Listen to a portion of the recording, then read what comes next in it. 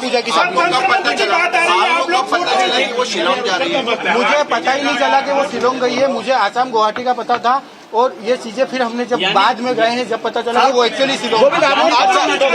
आपको क्यों लगा कि सोनम ने हत्या की है? आप जब उससे पहली बार मिले, आपकी मुलाकात हुई, तो आपको क्यों ऐसी फीलिंग आई कि इसने ही हत्या की है? वो मुझे ऐसे पता चल रहा है कि जब ये लिंक सोनम से रिलेटेड होकर राज कुशवाहा के पास गया और राज कुशवाहा से उसके दोस्त गिरफ्तार हो रहे हैं, मुझे मीडिया के थ्रू ही से पता चल रहा है और मैं क्लियर हो गया कि वहाँ पे इसी का सपोर्ट होगा। जब ये एक अहम सवाल गोविंद जी ये है, अब आप खुद स्वीकार कर रहे हैं कि आपकी बहन ने ये कबूल कर लिया है कि उसके वो अपराधी है, तो क्या अब आपका या आपका पूरा परिवार जो है पूरी इस प्रक्रिया में, कानूनी प्रक्रिया में, जब भी मेघालय में पेशी होगी या उसको सजा दी जाएगी, आप लोग मिलने जाएंगे? परिवार का कोई लोग मिलने जाएगा या उसका बेदखली करेंगे, बॉयकॉट करेंगे सोनम का आप लोग? सोनम को हम बॉयकॉट तो कर रहे हैं, मगर मेघालय हम जाएंगे, राजा की तरफ से लड़ने जाएंगे, राजा की तरफ से लड़ने जाएंगे।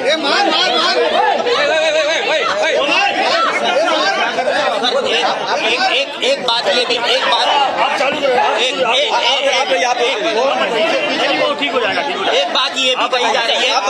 ये भी कही जा रही है कि सोनम और राज ने गुना में कोर्ट मैरिज करने की कोशिश की थी। नहीं, गलत। अच्छा ये बताइए ठीक है, बाकी के बयान नहीं, बिल्कुल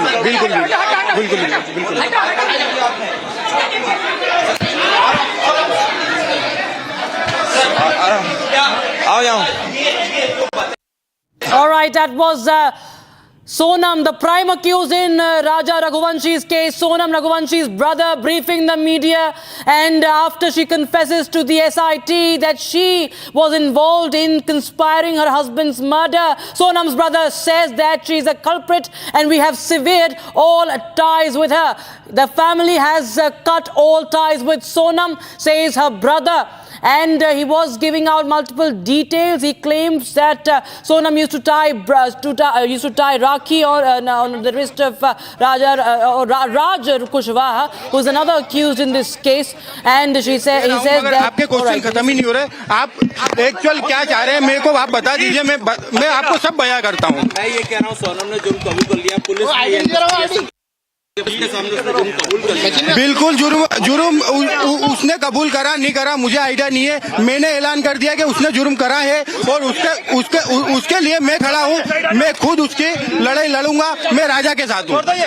सोनम का बाइकआउट कर रहे हैं? मैं बिल्कुल सोनम को बाइकआउट कर रहा हूँ। माता पिता अभी भी इस बात को स्वीकार नहीं कर रहे भैया। नहीं, हमारे माता पिता ने स्वीकार कर लिया है। देखिए, सुबह 8 बजे जब आप लोग पहुंचे, मैं उस समय फ्लाइट में था, मैं माँ बाप को बता नहीं पाया था, इसलिए मेरे पिताजी ने बहुत सारे बयान दिए हैं। मगर उसमें यह है कि उनको कुछ भी नहीं पता था। जब मैंने उनको बयान करा तो उसके बाद में बाइकआउट उनने भी करा है और वो मीडिया के सामने नहीं आ पा रहे हैं। और पिताजी मेरे हार्ट अटैक पेशेंट है, तो मैं खुद नहीं चाह रहा हूँ कि वो मीडिया के सामने आए, और क्योंकि अभी बहुत नर्वस है हम लोग, इसलिए। आप सोनम को बॉयकॉट करेगा आपका परिवार? बिल्कुल करेगा। परिवार नहीं करेगा, पूरा समाज करेगा। माफी मांगी परिवार से? बिल्कुल, मैं माफी तो मैं मांग रहा हूँ, मगर देखिए, माफी मांगने से मेरा कुछ भी नहीं होगा। मैं हमेशा दंडवत प्रणाम करूंगा इनको, और मैं हमेशा इनके साथ खड़ा हूँ। मुझे आइडिया नहीं था। सोनम ने ऐसा कहा कि उसने ऐसा किया है, हत्या के पीछे वजह क्या लगी सोनम को? देखिए, उससे बात होती तो मैं आपको सब बताता, उससे इतनी बात नहीं हुई है। मैं आपको बयां करूंगा, थोड़ा सा ये 10 दिन का जो इनका पुलिस रिपोर्ट है, ये हो जाने दीजिए। अरे बिल्कुल दिलाएंगे, मेरी तरफ से वकील खड़ा होगा इसमें। नहीं, राजा के खिलाफ हम वकील खड़ा करेंगे, और सोनम के खिलाफ वकील खड़ा करेंगे। राजा की तरफ से रहेगा वो, मैं बोल रहा हूँ आपको। विशाल, ये देखिए, गोविंद जो है, जो सोनम के भाई हैं, उन्होंने साफ साफ कह दिया है, सोनम राजा की माँ है। उनसे मैं पूछता हूँ, क्योंकि बड़ी बात हुई है। माता जी सोनम ने राजा की माफी बातचीत करने का प्रयास करेंगे, बाइकआउट करेंगे सोनम का। हाँ, सोनम को फांसी दी जाए।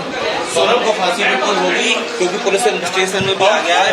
मालूम ये परिवार जो है, राजा गोविंद जो है वो कह रहा है वो सोनम तो बाइकआउट करेगा, उनका पूरा परिवार। हाँ, और वो कह रहे हैं करेगा कि राजा को न्याय दिलाएंगे, राजा को न्याय दिलाएंगे, अपनी बहन को सजा दिलाएंगे, अपनी बहन के खिलाफ ही वकील खड़ा करेंगे, गोविंद ये भी कह रहा है। हाँ, वो सजा दिलवाएंगे। उनने मेरे से भी बात करी है कि मम्मी मैं उसको सजा दिलवाऊंगा, और इस मामले में मेरे को कुछ बात नहीं मालूम थी। मेरे को राजा के लिए अफसोस है, सोनम के लिए अफसोस नहीं है बिल्कुल भी। सोनम के लिए अफसोस नहीं है। मेरे को ऐसा मालूम होता तो मैं राजा भैया से कभी शादी नहीं करवाता। गले लगकर क्या कहा था आपसे जब बस रो रहे थे वो, कि राजा के लिए रो रहे थे कि सोनम ने ऐसा कैसा कर दिया राजा के साथ, इसलिए रो रहे थे वो। अच्छा, और क्या कुछ कहा गोविंद ने?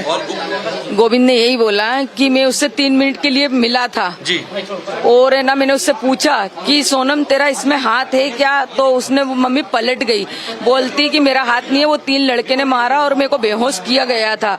फिर गोविंद भैया ने बोला कि तू बोल या मत बोल, वो तीनों लड़के ने भी उगल दिया और वो राज पुष्पा ने भी उगल दिया, इसमें तू टॉयलेट है। तो फिर उसने नीची मुंडी कर ली थी बोले, तो मैं उसको चांटे मारने वाला था तो पुलिस ने मेरे को घेर लिया था। मतलब गोविंद अपनी बहन को वहीं चांटे मारने हाँ, वहीं चांटे मारने वाला था, तो बोले मेरे को पुलिस ने घेर लिया था। अच्छा, तभी से नाराज था? हाँ, तभी से नाराज था वो। अभी तक घर नहीं गया वो। कल का आया, इंदौर में रुका, मगर अभी घर नहीं गया। बोले मम्मी सीधा मैं तुमसे मिलने आया यहाँ पे। तो और गोविंद के लिए तो आप लोगों ने कहा था कि गोविंद पे आप लोगों को एक भी शक नहीं है कि कभी? गोविंद तो कोई शक नहीं है।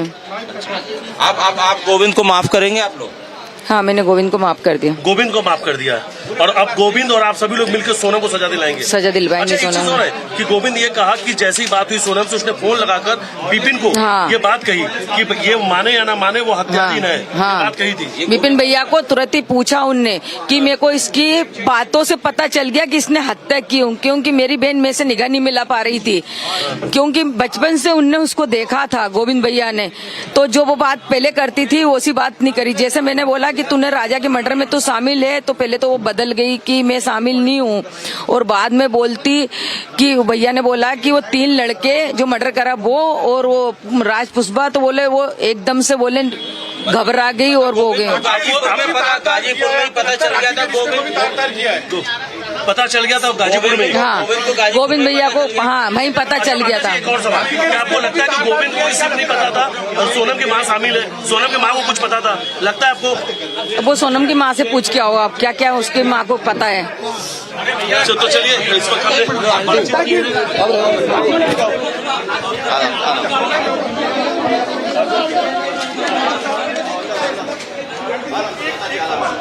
All right, that was Raja's mother who was speaking after Sonam's brother promised that he will be fighting the case on behalf of Raja Raghuvanshi and against her own sister, that is the prime accused Sonam. And now the mother of Raja Raghuvanshi says that she forgives the brother of Sonam, and now she wants the strictest of the punishment for Sonam. The brother of prime accused Sonam says, as he speaks to the media, that he was not aware of what was going on between Sonam and the man in question, Raj Kushwaha, her alleged lover. And he says that he has broken all ties, his family has broken all ties with Sonam, and that he will fight against Sonam, the legal case. His lawyer will fight for Raja Raghuvanshi, and Sonam brother says he's cut all ties with his sister. This after Sonam Raghuvanshi today, before the Meghalaya police, as she was grilled by the SIT, she confessed that she had conspired. She had hatched the plot to kill her husband, Raja Raghuvanshi. Listen in again once to the brother.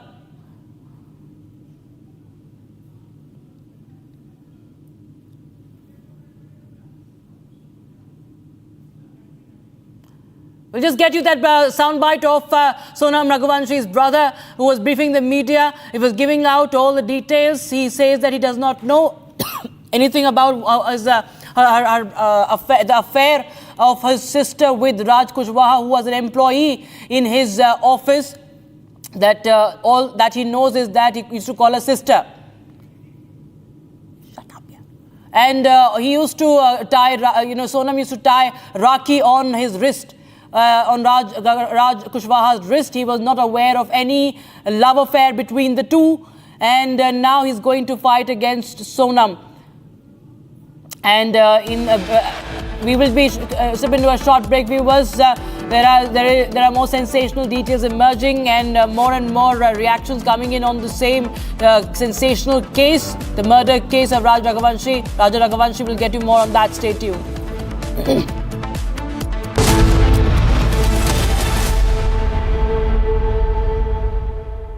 Mahi sir, how much do you love your fans? Honestly, I love my new fans. पुराने वाले बेकार में शोर करते sir fans हैं, शोर तो करेंगे ही ना. नए वाले नहीं करते and they listen to what I say. The new generation Orient BLDC fans, super silent performance with voice control. सिली में आए तो और Cricket fans. दादी के हाथों का जादू और खुशबू से महकता घर, माँ की मुस्कुराहट और खाने की सुगंध, MDH गरम मसाला, क्योंकि हर रिश्ता है स्वाद से जुड़ा.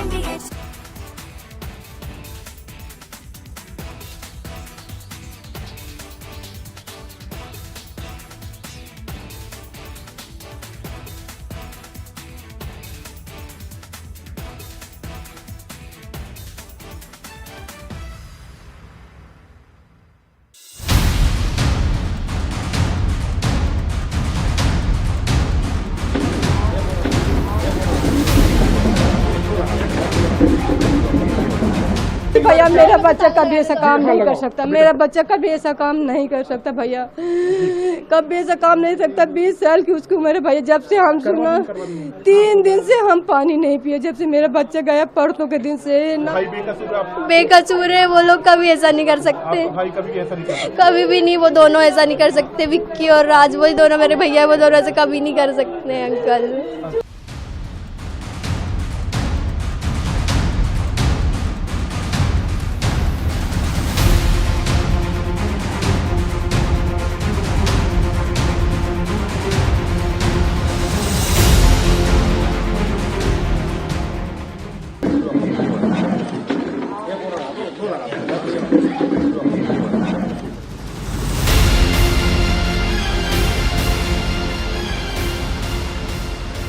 भैया मेरा बच्चा कभी ऐसा काम नहीं कर सकता. मेरा बच्चा कभी ऐसा काम नहीं कर सकता भैया, कभी ऐसा काम नहीं सकता. 20 साल की उसकी उम्र है भैया. जब से हम सुना 3 दिन से हम पानी नहीं पिए, जब से मेरा बच्चा गया परसों के दिन से. न मेरी बच्चियां, न मेरी बच्ची छोटी वाली गिर के बेहोश हो जाती है. हमारा वही जिम्मेदार है, वही हमारा सब कुछ था.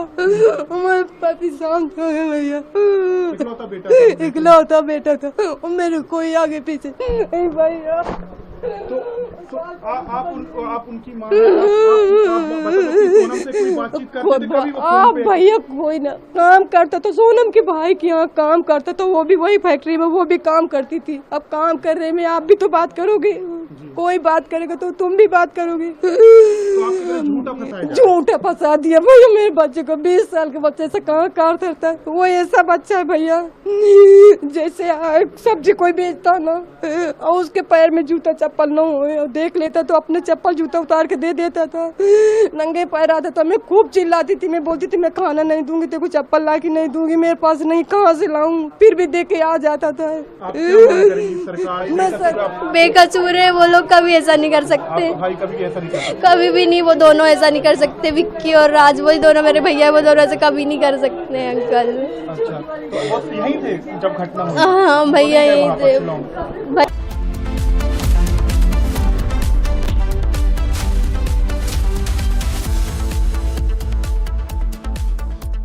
विमल में गुलिस्तां की ये कुछ लजीज फरिश्ते जब साथ घुले तो जी ललचाए, और दिल कहे कि स्वाद की इस जुबान में खुद को ऐसा डुबाऊं कि निकल ना पाऊं.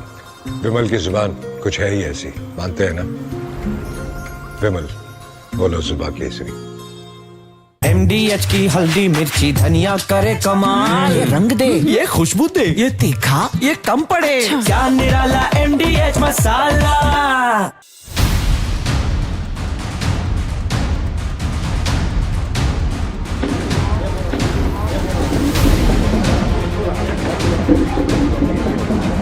भैया मेरा बच्चा कभी ऐसा काम नहीं कर सकता, मेरा बच्चा कभी ऐसा काम नहीं कर सकता भैया, कभी ऐसा काम नहीं सकता। 20 साल की उसकी उम्र है भैया। जब से हम सुना 3 दिन से हम पानी नहीं पिए, जब से मेरा बच्चा गया परसों के दिन से।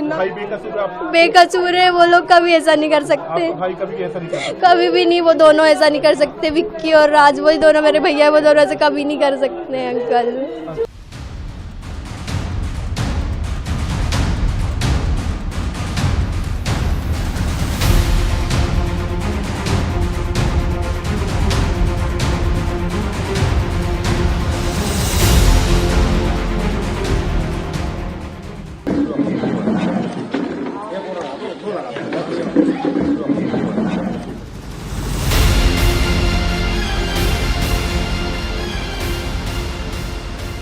भैया मेरा बच्चा कभी ऐसा काम नहीं कर सकता, मेरा बच्चा कभी ऐसा काम नहीं कर सकता भैया, कभी ऐसा काम नहीं सकता। 20 साल की उसकी उम्र है भैया। जब से हम सुना 3 दिन से हम पानी नहीं पिए, जब से मेरा बच्चा गया परसों के दिन से। ना मेरी बच्चियां, ना मेरी बच्ची छोटी वाली गिर के बेहोश हो जाती है।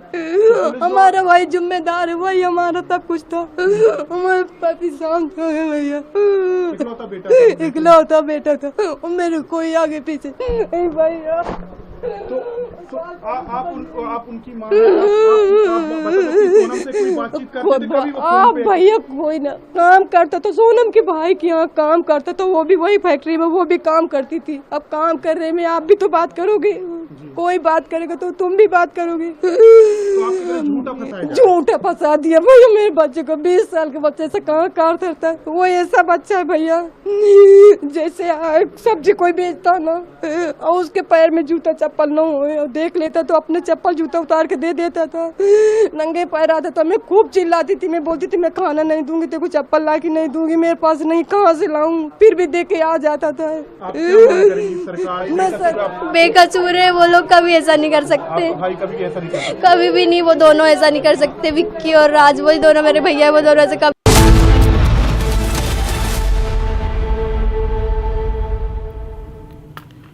Now, viewers, in an ongoing hearing on the petition filed by 4 individuals arrested in the Chinnaswamy Stadium stampede case, the Karnataka government recounted the sequence of events, saying that RCB was aware that they would play in the IPL final by end of May and indicated just an hour before the match that they might hold a victory parade. The state has in fact gone on to blame the RCB for not seeking permission for the parade. The government accuses RCB of misleading the court by portraying it as a state event, arguing instead that it was a private function solely organized by the team and that the RCB had approached the court with unclean hands. So this is the blame game that is erupting. The state of Karnataka making big allegations against RCB and saying that how 11 lives have been lost in this stampede, and now the state government says that it is the RCB's responsibility, DNA Entertainment's responsibility, and they did not seek permission. In fact, we have now the Karnataka Deputy Chief Minister D.K. Shivakumar, who has distanced himself from the Chinnaswamy stampede controversy, the one who had welcomed the RCB team and was lifting the trophy with them and clicking as many photographs with the team. Now he said that he does not want to comment on a matter under judicial probe, hitting out the critics. He also said that I'm not a madman and has no links with Royal Challengers Bangalore. In fact, he quipped that he doesn't even drink Royal Challenge whiskey. So he's talking about the whiskey brand. And let's take a listen into what D.K. Shivakumar said. I am not a madman. I am just a member of the Karnataka Cricket Association from my younger days. That's all. I don't have time. Though I had offers to be a part of the management, I have not gone to any this one. I don't have time for my own education institution. I have resigned and left it to my other family members to take care of it. Why I need RCB? Even I don't drink Royal Challenge also. Abhishek joins the live in the broadcast from Bengaluru. Abhishek, well, we see that the Deputy Chief Minister D.K. Shivakumar, in fact, he's trying to just make a light comment in such a serious case. He talks about what whiskey he's drinking, and now he also says that he is clearly distancing himself, the one who was very much involved in welcoming this entire team, and he was there, clicking selfies, even hitting a man who had interrupted his photo obsession. It is very clear, Rakshita. We've clearly seen the visuals of DCM D.K. Shivakumar, who was on the move in his government car to welcome the RCB team which had won the IPL 2025 from the HL airport. This is the point number one which we'll have to note, and we'll also have to mention that DCM D.K. Shivakumar held the RCB flag when he was about to receive them, is the first point. And the next point is he clearly invited the people of the state of Karnataka and the fans of RCB to be present in Chinnaswamy Stadium when he was addressing the media at Ramnagar Court. Point number two to be noted. And on the same point, the government after the stampede very clearly claims that they weren't a part of the decision-making team, and also they very clearly moved the blame on the RCB, the KSCA and the DNA who were supposed to be the organizers as per the government or the CM or the DCM's reaction. And going ahead, after which there is a discussion that was happening in the High Court of Karnataka. The government has very clearly mentioned through the Advocate General Shashi Kiran Shetty, stating that this was a private event organized by the RCB, the DNA and the Karnataka State Cricket Association. The RCB didn't take a prior permission from the Karnataka State government. The permission had to be sought before at least 7 days before the date of event. However, the RCB management only gave a letter of information that there will be a program which will be held. So the point of question is, if at all RCB hadn't invited the governor to the stage, who invited the governor? Why did the CM have to come and address the gathering in front of, and why did the government have to felicitate the players or the winners of IPL in front of Vidhanas of the grand steps? So there are various other points of view within the government itself that is very clearly showing and showcasing that the government doesn't have one stand with respect to the stampede that happened on June 4th, and the government is trying to fool the people of Karnataka as well as the High Court of Karnataka to make sure that they are out of danger with respect to the stampede event that happened on June 4th. So it is very clear that the intention of the government is not to take the blame or the accountability or the responsibility which led to the death of 11 innocent RCB fans. Absolutely. Rakshita. Thanks so much, Abhishek, for joining us with those details coming in on that story. We shift our focus to the other stories. In fact, Mallikarjun Kharge, the Congress president, has also now reacted to the stampede. He calls the stampede an accident. Mallikarjun Kharge says that action should be taken if there were any intentional missteps found. His comments come amidst the demand for resignations of Karnataka Chief Minister Siddaramaiah and Deputy Chief Minister D.K. Shivakumar and Home Minister G. Parmeshwara. Listen in. ಕುಂಭಮೇಳದೆಲ್ಲ ಇದ್ಕೊಟ್ರು, ನಾನು ಅದಕ್ಕೆ ಹೇಳೋದಿಲ್ಲ, ಹೆಸರಿನಲ್ಲಿ ಕಲ್ಲು ಹಾಕಿ ಮೈ ಮೇಲೆ ಸೇರಿಸ್ಬಿಡೋದು. ಅಲ್ಲಂತೂ ಲಕ್ಷಾಂತರ ಜನ ಹೋದ್ರು, ಲೆಕ್ಕನೇ ಇಲ್ಲ ಅಲ್ಲಿ. ನನಗೆ ಬೈದ್ರು ಅವಾಗ ಏನು ಅಂತ. ಆಮೇಲೆ ಒಂದು ಹಣಗಳು ಗೆಲ್ಲುವಾಗ ಈಗಲ್ಲ, ಕೋವಿಡ್ ಟೈಮ್ ಹಂಗೆ ಈಗ ಅವ್ರು ಕೊಟ್ರ ರಾಜನ ಯೋಗಿ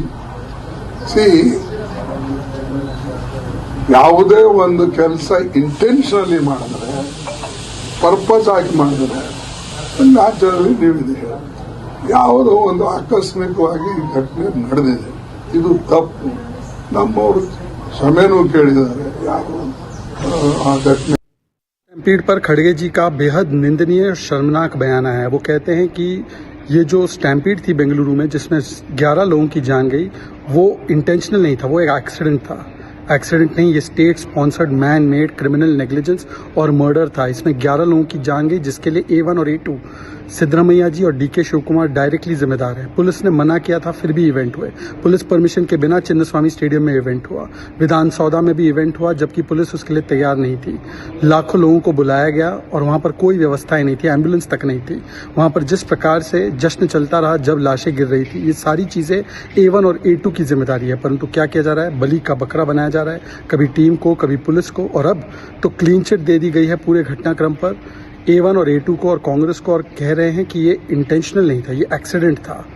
मतलब कि कांग्रेस पार्टी किस हद तक जाएगी? All right, we will get you more updates on that story. At the same time, there's more updates from United States as a Pakistani national has been extradited from Canada to United States to face charges in connection with plot to carry out ISIS-inspired mass shootings. Not just that, we're also tracking what's happening in Los Angeles. Violence and chaos ensues in the city. Mayor now imposes curfew in downtown area amid the mass arrests.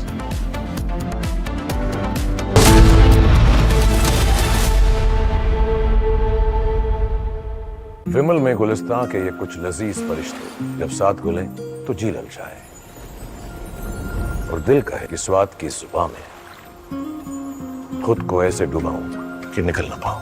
विमल की जुबान कुछ है ही ऐसी, मानते हैं? विमल बोलो जुबान कैसी? अब छोलिया हो या लोबिया, सफेद चने या काले चने, सब कुछ मजेदार बने।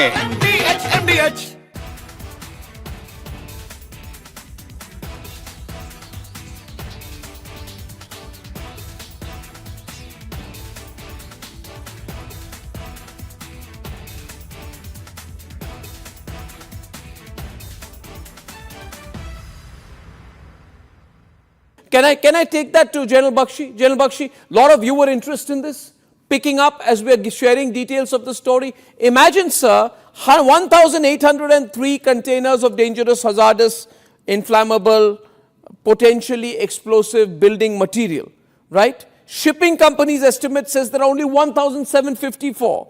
The difference is 49 containers of this kind of material smuggled into India, suppose, or unaccounted for. What would be the implications? Arnab, on the face of it, this...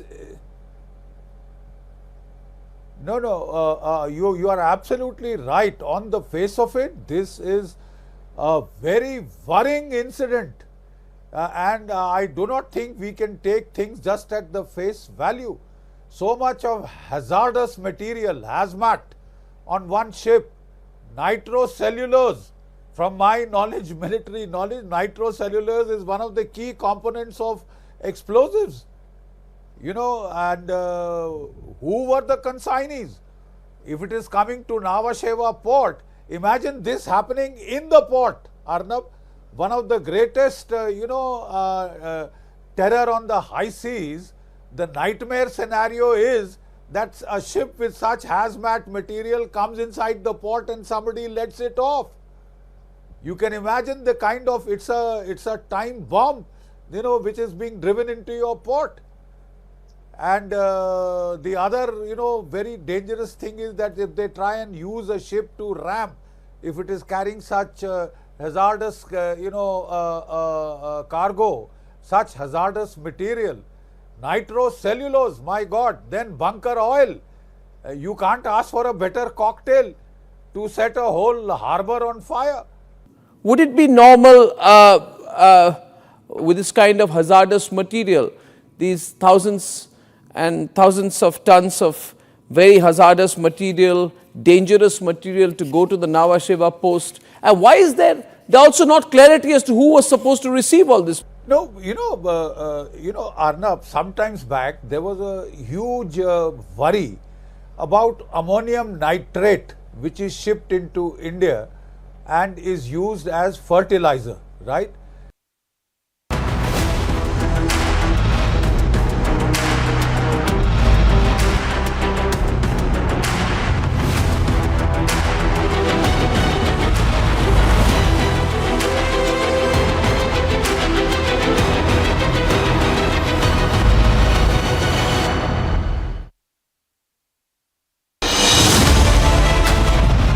What it takes to report from the front lines: accuracy, courage, urgency and responsibility. At Republic School of Journalism, you will be trained for that reality. It's not theory, it's live learning from a working newsroom from day one. If you want to report the truth when it matters the most, Republic School of Journalism is where you begin. Courses begin on 30th June. Apply now.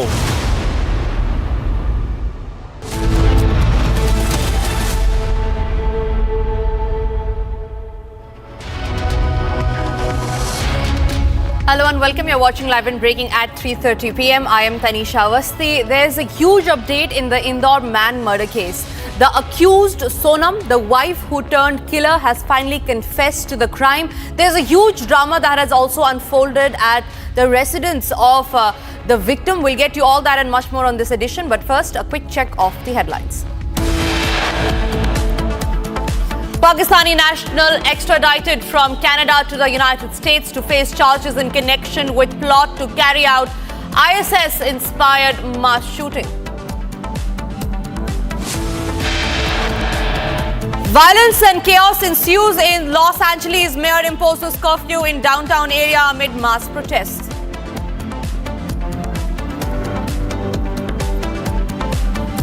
Showdown and aftermath of Bengaluru stampede. State says no permission sought by RCB to carry out victory parade.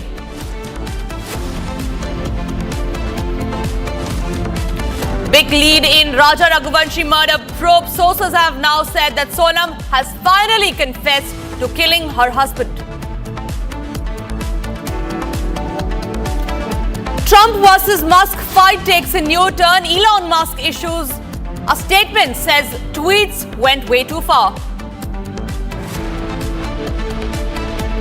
Consumer safety debate back in focus. Cockroach found in patient's food in Noida hospital. Lizard found in an ice cream in Ludhiana.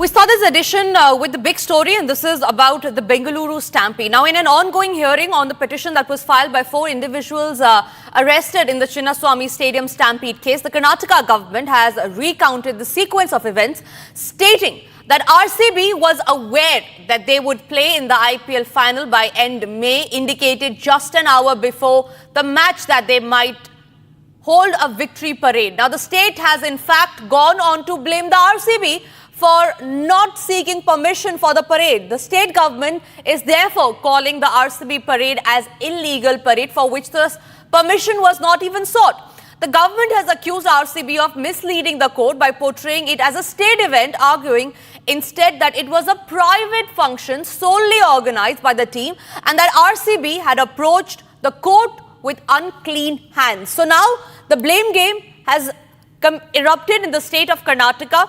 The Karnataka state government completely shunning the onus, pushing the blame on the RCB. It is now officially RCB versus the state government of Karnataka. Meanwhile, we also have reactions from DK Shivakumar and Mallikarjun Kharge. But first, let's listen to what the Deputy Chief Minister of Karnataka had to say in the case. I am not a mad man. I am just a member of the Karnataka Cricket Association from my younger days. That's all. I don't have time. Though I had offers to be a part of the management, I have not gone to any this one. I don't have time for my own education institution. I have resigned and left it to my other family members to take care of it. Why I need RCB? Even I don't drink Royal Challenge also. And after DK Shivakumar says that he does not drink Royal Challenge, and this was a response where he was asked about the Bengaluru stampede, a completely bizarre response that was coming in from DK Shivakumar. It is now Mallikarjun Kharge, the Chief Minister of Karnataka, who has gone ahead to say that the stampede that happened outside the M. Chinnaswamy Stadium in Bengaluru as aftermath of the parade that was held by RCB was just an accident. Listen in to this statement by the Chief Minister.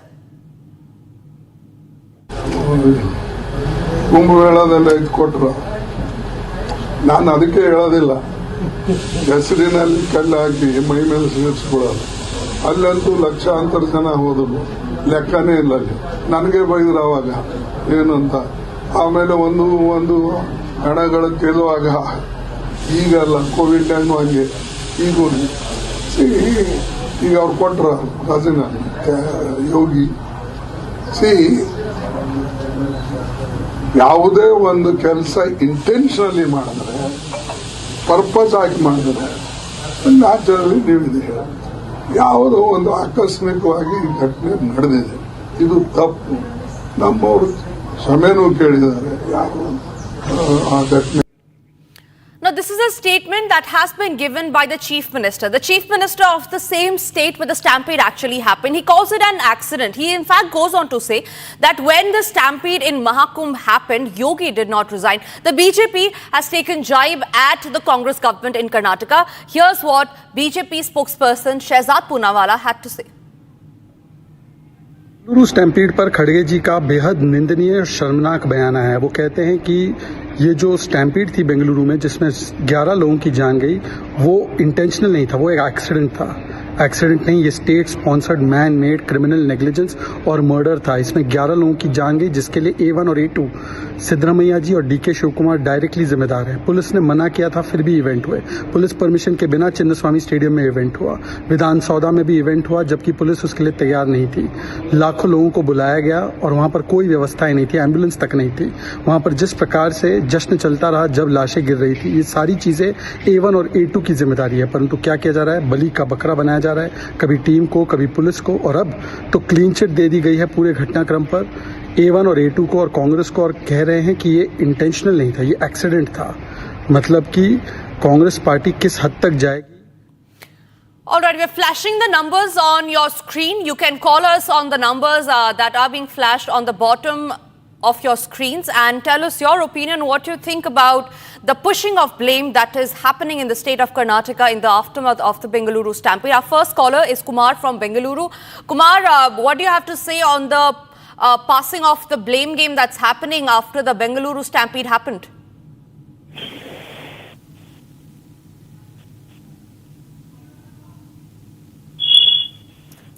Kumar, can you hear me?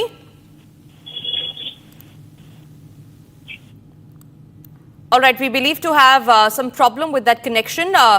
But the numbers are being flashed on the bottom of your screen, viewers. If you want to call us and share your opinions on what you feel about the passing of the buck that is going on in the aftermath of the Bengaluru stampede, you can always call us on the numbers that's being flashed on your screens right now and share your opinion. Remember, there were 11 innocent lives that were lost. So far, what we know is that none of the politicians have been taken into account. But what's happened in the case so far is the RCB's marketing head had been arrested. There are actions that are being taken on RCB, and after which is when the top cop of the Bengaluru police was suspended. The top cop was suspended. However, no action against any of the politician has taken place so far in the Bengaluru stampede. Just today, we heard that statement of the Chief Minister of Karnataka, Siddaramaiah, who said that the incident that happened in Bengaluru outside the Chinnaswamy Stadium was nothing but an accident. A completely brazen statement there by the Chief Minister himself, who says that this was an accident that happened and that people have apologized and that it should not be made a big issue. Another caller is calling us from Bengaluru again. AR Pai is calling us from Bengaluru. Yes, sir, please go ahead and share your views.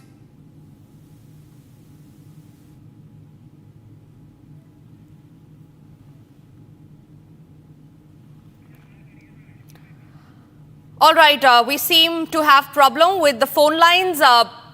But what's happened in the case so far is that a fresh war of words have erupted between the state government of Karnataka and the RCB. The state government essentially saying that the RCB parade that was held was illegal, that permission was not sought beforehand. Another caller is calling us from Bengaluru. Arvinda is calling us from Bengaluru. Arvinda, can you hear me?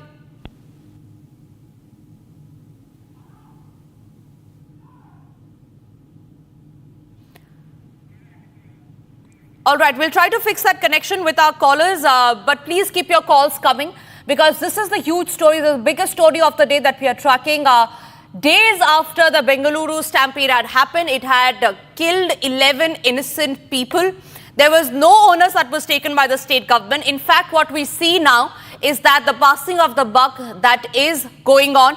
We will try to get in touch with more callers, but before that, let's play again that statement of the Chief Minister of Karnataka, who called the stampede an accident.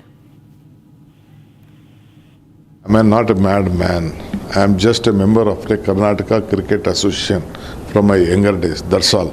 I don't have time. Though I had offers to be a part of the management I have not gone to any this one. I don't have time for my own education institution. I have resigned and left it to my other family members to take care of it. Why I need RCB? Even I don't drink Royal Challenge also. All right, DK Shiv Kumar giving a very mocking statement there on a very serious case, the Bengaluru stampede. Another caller is calling us from Hyderabad this time. It is Karthik. Karthik, can you hear me? Yes, ma'am. Yes, Karthik, what would you like to say on the passing of the buck that's happening in the state of Karnataka? The state government is now essentially going ahead and pinning the blame on the RCB, saying that the whole parade that was held was illegal and that it was a private event that was held. Madam, if it's illegal, how come CM and all these VIPs attended to that event? Absolutely. Right, Karthik. Yes, please go on. That's it, madam. I want to ask that question. Right, that's a very important point that a caller, Karthik from Hyderabad, has raised, that if the state government says that this was a private event, then what were the politicians of Karnataka doing in an event, clicking selfies with the stars, the RCB fans? The question that is being raised here is, why is the passing of the buck that is going on? Another caller is calling us from Kumar. He is calling us from Bengaluru. Kumar, I believe we had to cut short that line because of some erratic network. Yes, please share your views on what you think about the passing of the buck that's happening in the state of Karnataka. As a citizen of Karnataka and as a citizen of Bangalore, I've distinctly become cynical. And can you hear me? Yes, please go on. Yes, completely cynical, because one of the points that I need to make is the president of Congress party, Mr. Kharge, talks about illegal and it was an accident. These are words that are used by the spin doctors, and the spin doctors in Congress party are quite a lot. All of them are top lawyers who can even control the Supreme Court in some cases, like Civil and Manu Sivi. So the definition of what is an accident has to be taught to the president of Congress party. Why can they do all this is only because, again, like the Hyderabad caller called, can the Chief Minister, Deputy Chief Minister, Home Minister attend an illegal party? Illegal, isn't that? The reason why all this can happen is because the Supreme Court or the court system is so slow that even if the media brought this into our attention, it stays in attention for maybe a week, maximum 15 days. The courts will take 5 years to decide this, by which time the public memory would have gone to some other accident. That is why the system never changes in India. This is what Arnab Goswami should pick up at late night. This is the problem with these people who use any word, illegal, accident. And the Home Minister of Karnataka and the Commissioner of Karnataka, Bangalore, did not give permission for this. But still the Chief Minister and Deputy Chief Minister went. And who is the person who is left hanging? Is the Commissioner of Police. He is being suspended. For what? The Commissioner said, no, it is not right to have this. But still, it happened. That is why, as a citizen, we become cynical, because the court system is so slow that these people can get away with anything. Thank you so much. Absolutely, Kumar. Point taken. Another caller is calling us from Bengaluru again, B. Gowda. Yes, sir, please share your views on what you think about the incident, about the statements, the bizarre statements that are made by the politicians in the state of Karnataka. No onus being taken so far. Thank you, madam. Thank you. Hello, can you hear my voice, madam? Yes, sir. Please go ahead. Mr. DK Shiv Kumar is number one accused. The government have the guts to first he have to resign from the. Because I am staying in Vijayanagar, I am living in Vijayanagar, I am born in Bengaluru. These are all accusations, stampedes take place from the Shiv Kumar. Right, sir. If you don't know the place and what is the capacity of the stadium, why you give the notice to public, general public, to come, you will give the free pass. Right. Absolutely. When stampede, madam, can you hear my voice, madam? Yes, sir. We can hear you, sir. Yes, when stampede has what capacity is you, Mr. DK Shiv Kumar, lifting the cup? What capacity? He is a government minister. What capacity? Suppose he is a cricketer, he is a professional cricketer, RCB, whatever it may be. But DK Shiv Kumar is a cricketer. Right, sir. Hello? Right, sir. Right. Absolutely, sir. Very unfortunate. Yes, These type of politicians, he has entered each and every place. If you have the capacity, then only, suppose DK Shivakumar is a cricket player, okay, no problem. And what capacity he went in lifting the cup? Absolutely, and why he give the free pass to Chinnaswamy Stadium? The stadium capacity is 35,000 persons, whatever it may be. Right. Nearly 2 to 3 lakh people. How is possible? And why they made in front of stadium? Right, sir. Because DK Shivakumar, listen, madam, this is a very bad thing, madam. Right, sir. Absolutely, sir. There are very crucial points that our viewers are raising. And remember, these are the viewers that are calling us from Bengaluru, the place where the stampede actually took place. Another caller is calling us from Kolkata. Rajesh is calling us. Rajesh, what do you have to say on what's happening in Bengaluru? Very good afternoon, ma'am. This is Rajesh here. First of all, I would like to say that these politicians are passing bucks on one another. And this is very unfortunate. Rather, I would suggest to take action against these politicians, DK Shivakumar and Kharge, it's whoever it is, because they have to take this thing into their account, because it is their government which is liable, and now they are passing the buck to that nothing has happened. And so many lives, around 11 people have died. I feel ashamed that if this government is, if the police doesn't take action against these politicians, then the only thing is that the law should take its own course and rather boycott these politicians right now who are passing bucks. And let the Bengaluru citizens teach them a lesson. So I feel really ashamed. Whatever Kharge Saab has told today, rather we should take action against these politicians. Immediate action against Kharge and DK Shivakumar. DK Shivakumar, personally, I feel that he should be arrested. This is my feeling. So. Right, sir. So the outrage is palpable from Bengaluru to Kolkata, and now another caller is calling us from Guntur in Andhra Pradesh. Satyanarayan is calling us. Satyanarayan, the anger is out there. The people are demanding answers and to be taken onus from the politicians who were even a part of the parade that was held, of the celebrations that were held, even as 11 innocent people lost their lives. What do you have to say? Yes. Good evening. Yes, sir. I'm calling from Guntur. Yeah, firstly, I would like to blame the RCB because the RCB has immediately conducted the felicitation the very next day itself without any preparation. And it should be banned and blacklisted, firstly. Right, sir. Secondly, it's not a team at all to be felicitated by the entire country. It's a commercial blame paid. It neither represents the Karnataka, nor represents the Indian government. It is the assembly of various players from all over the country, all over the world. None of them, hardly few people belong to Bengaluru or Karnataka. So right, it's not at all a team of Karnataka to be felicitated at all. Right. Secondly, the Chief Minister and Deputy Chief Minister both are to be made A1 and A2 because they have taken out these 11 people's lives publicly and they are doing a blame game without taking any responsibility. If the RCB has not taken any permission, how both of them are available on the day of felicitation in its first place, along with the governor? So they have to be blamed squarely on this issue. Thank you very much for speaking to Republic. With that, I would like to thank all our callers for calling and sharing your views. This is also our top debate that Arnab will be debating at 8:30 p.m. tonight. Call-in lines will be open then also.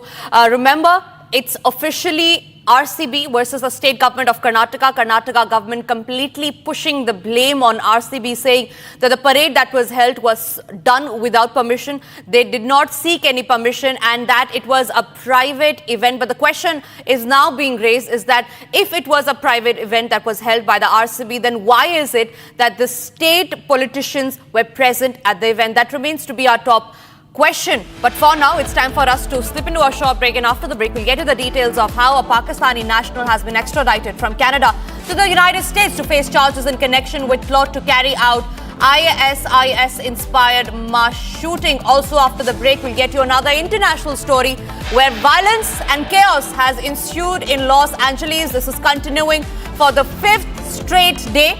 It is Trump versus the governor. All those details after a quick break.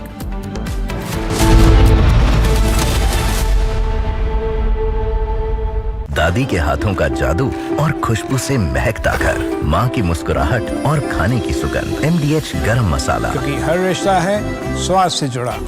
Can I take that to General Bakshi? General Bakshi, lot of you were interested in this, picking up as we are sharing details of the story. Imagine, sir, 1,803 containers of dangerous, hazardous, inflammable, potentially explosive building material, right? Shipping companies' estimate says there are only 1,754.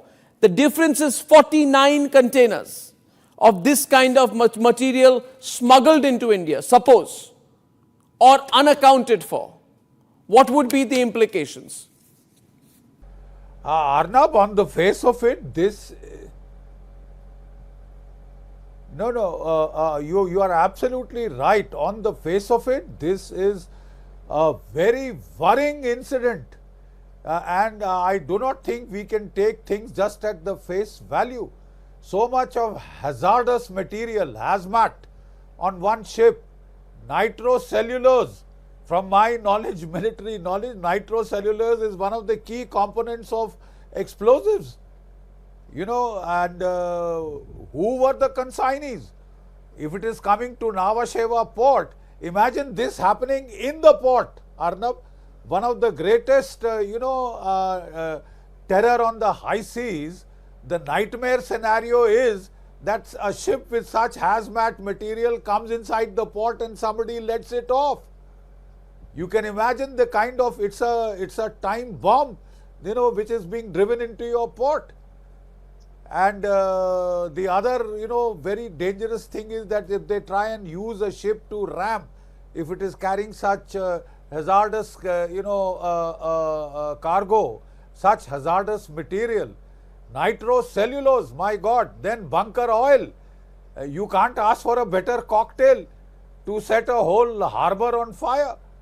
Would it be normal with this kind of hazardous material, these thousands and thousands of tons of very hazardous material, dangerous material to go to the Nhava Sheva post? And why is there also not clarity as to who was supposed to receive all this? No, Arnab, sometimes back there was a huge worry about ammonium nitrate, which is shipped into India and is used as fertilizer, right?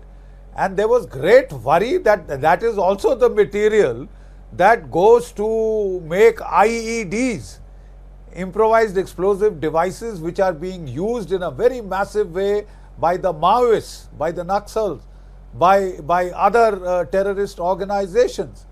And there was a great amount of concern, but then, there were these lobbies, agricultural lobbies, which stepped in to see, no, you can't stop this, we can't raise the price of, basic fertilizer. But that basic fertilizer also serves as the base material for IEDs. And then a lot of steps had to be...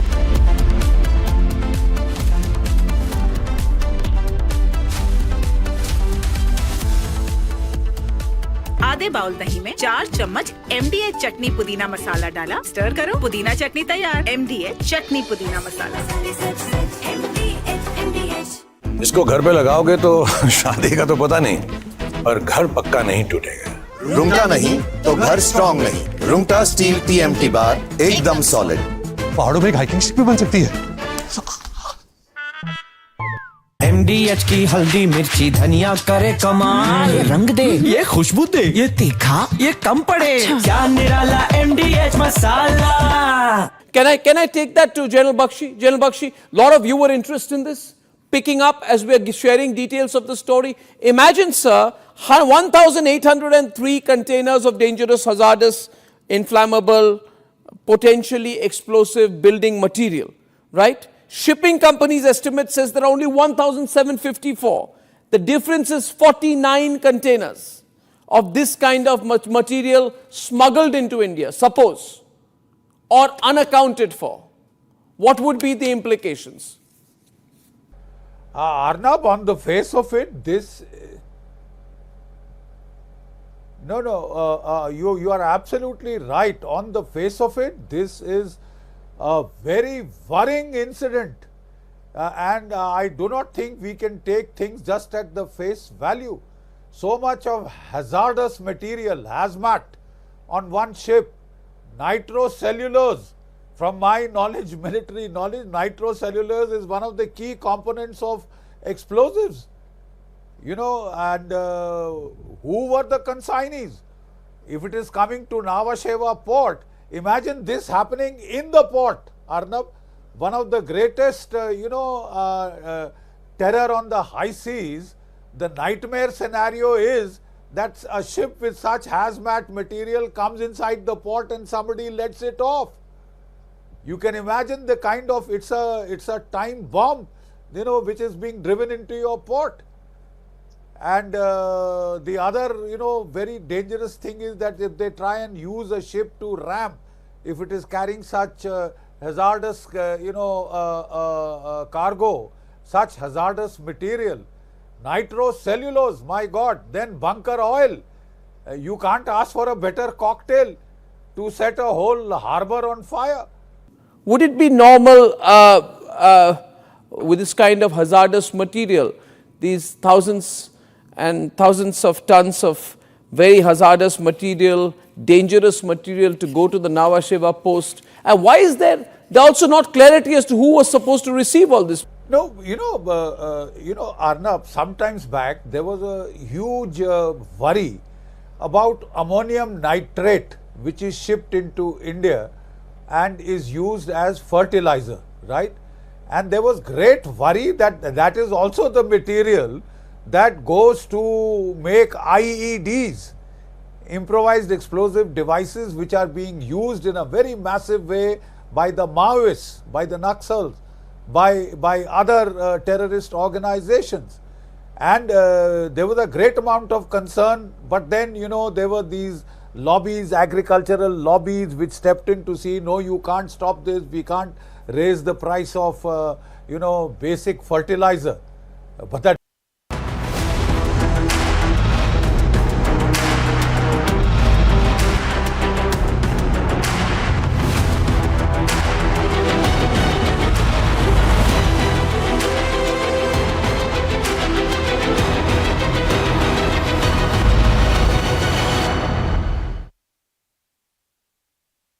दादी के हाथों का जादू और खुशबू से महकता घर, माँ की मुस्कुराहट और खाने की सुगंध, MDH गरम मसाला, क्योंकि हर रिश्ता है स्वाद से जुड़ा। विमल में गुलिस्तां के ये कुछ लजीज फरिश्ते जब साथ घुलें तो जी ललचाए और दिल कहे कि स्वाद की जुबां में खुद को ऐसे डुबाऊं कि निकल ना पाऊं। विमल की जुबां कुछ है ही ऐसी, मानते हैं? विमल, बोलो जुबां कैसी?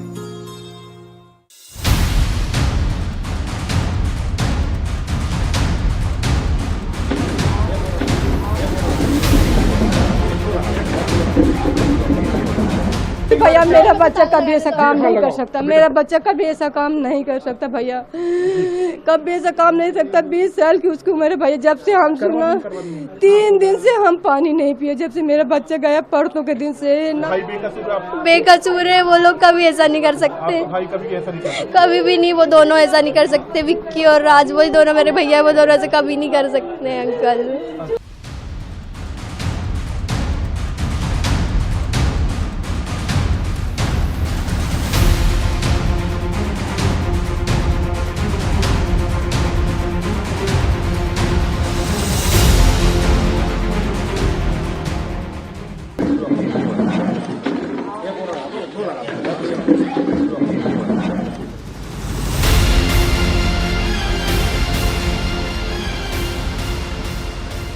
भैया मेरा बच्चा कभी ऐसा काम नहीं कर सकता, मेरा बच्चा कभी ऐसा काम नहीं कर सकता भैया, कभी ऐसा काम नहीं सकता। 20 साल की उसकी उम्र है भैया। जब से हम सुना 3 दिन से हम पानी नहीं पिए, जब से मेरा बच्चा गया परसों के दिन से। ना मेरी बच्चियाँ ना मेरी बच्ची छोटी वाली गिर के बेहोश हो जाती है। हमारा वही जिम्मेदार है, वही हमारा सब कुछ था। हमारे पति शांत हो गए भैया, इकलौता बेटा था और मेरे कोई आगे पीछे नहीं भैया। तो आप उनकी मां सोनम से कोई बातचीत करते थे कभी? आप भैया कोई ना काम करता तो सोनम के भाई के यहाँ काम करता तो वो भी वही फैक्ट्री में वो भी काम करती थी। अब काम कर रहे में आप भी तो बात करोगे, कोई बात करेगा तो तुम भी बात करोगे। झूठा फंसा दिया भैया मेरे बच्चे को। 20 साल के बच्चे से कहाँ कार करता है, वो ऐसा बच्चा है भैया जैसे सब्जी कोई बेचता ना और उसके पैर में जूता चप्पल न हो, देख लेता तो अपने चप्पल जूता उतार के दे देता था। नंगे पैर आता था, मैं खूब चिल्लाती थी, मैं बोलती थी मैं खाना नहीं दूंगी, तेरे को चप्पल ला के नहीं दूंगी, मेरे पास नहीं, कहाँ से लाऊं? फिर भी दे के आ जाता था। बेकसूर है वो लोग, कभी ऐसा नहीं कर सकते, कभी भी नहीं। वो दोनों ऐसा नहीं कर सकते, विक्की और राज, वही दोनों मेरे भैया।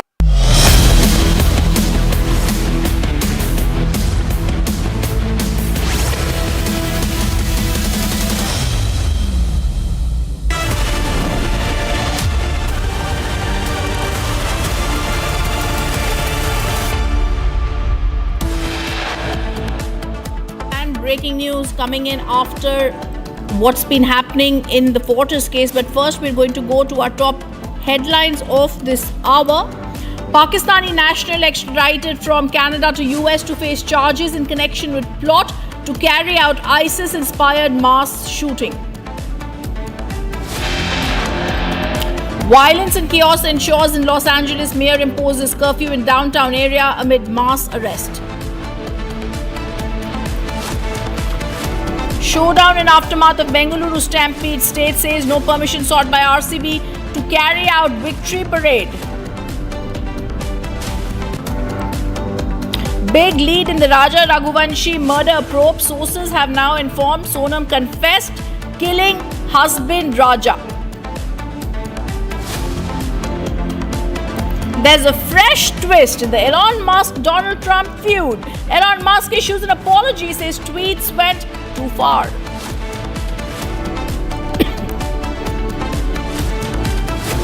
And a very important consumer safety debate is back in focus, viewers. Cockroach is now found in patient's food in Noida hospital. Lizard is found in ice cream in Ludhiana.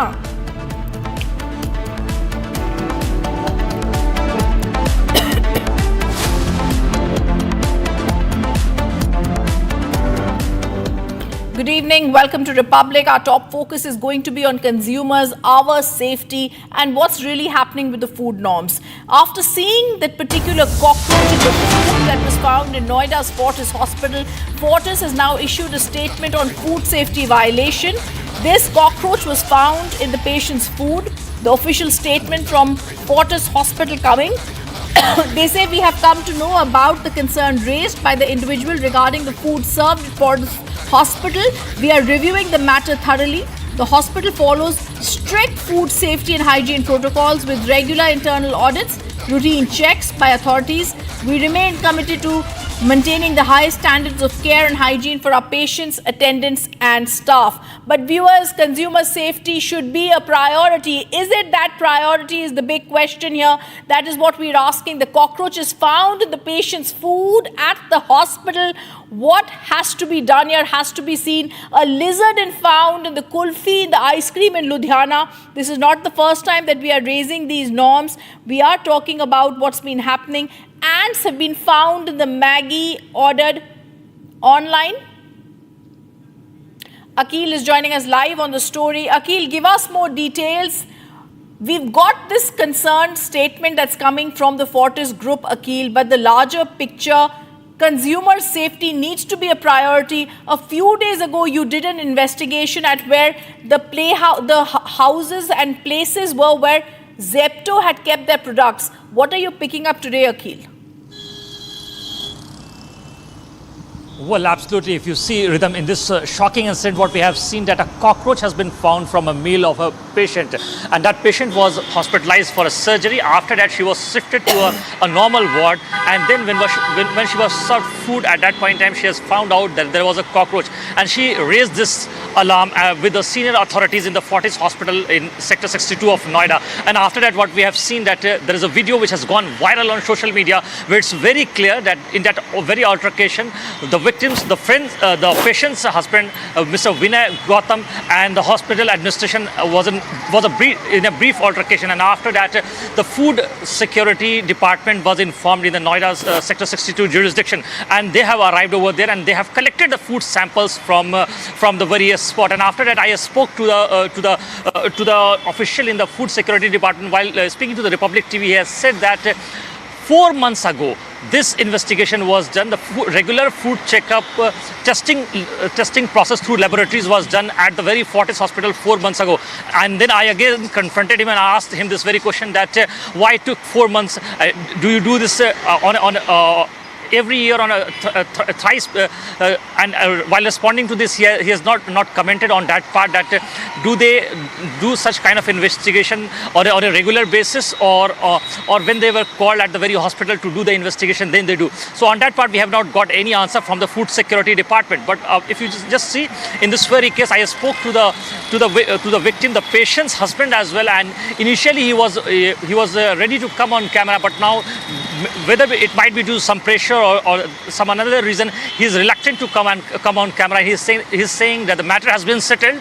But if you see, it raises a larger question, Rhythm, because earlier what we have seen, that this is not the first incident that has come to the fore. Earlier we have seen that there were several incidents, not in the national capital itself. Apart from national capital, we have seen in the Delhi NCR region, in Faridabad also, and recently if you see, another incident has been reported in Ludhiana as well. So there were several incidents that has come to the fore in which raises several concerns about the safety protocols and the basic hygiene protocols that are being maintained in hospitals or in restaurant or any other places where we just go and eat food. I just want you to stay with us. The other breaking news that's coming in on this story, we're going across to that. Noida Food Inspector Bijay Bahadur Patil has said food inspection was done at the hospital 4 months ago and they're awaiting the official report. As we go across to that breaking news, if we can hear what he has said, let's take a look at what he said. Akhil, I want to come back to you. Akhil, even as the Noida food inspector has said this is a health hazard, which we have to take a look at what really happened. This is a horror once again. This is about hospital cleanliness. Private hospitals are taking huge fees from patients, medicines, food, everything is being asked for. This is causing an outrage because the way patients and consumers are being treated is not correct. In fact, there have been inspections. There's a widespread debate about hygiene standards in private healthcare facilities. Now food inspections are being done. But this is all over that needs to be done. There needs to be some sort of guidelines that need to be followed here, Akhil. Absolutely, Ridhab. If you see, there are guidelines which have been already established for a very long time. But if you just go by the statement being released by the Fortis department, and I'm just going through that very statement that was released by the Fortis hospital, and in which they say basically the hospital follows strict food safety and hygiene protocols with regular internal audits and routine checks by the concerned authorities.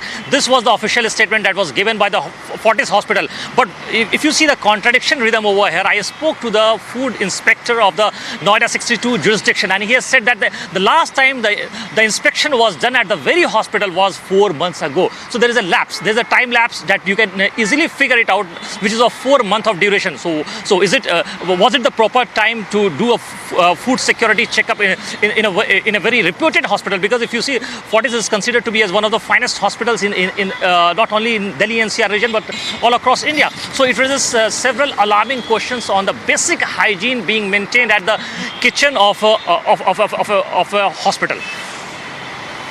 All right, thank you for giving us those details, Akhil. It's a top focus we'll continuously going to track at Republic TV. All right, and I also want to tell our viewers that as we're going to continue tracking the story, we're also picking up more details.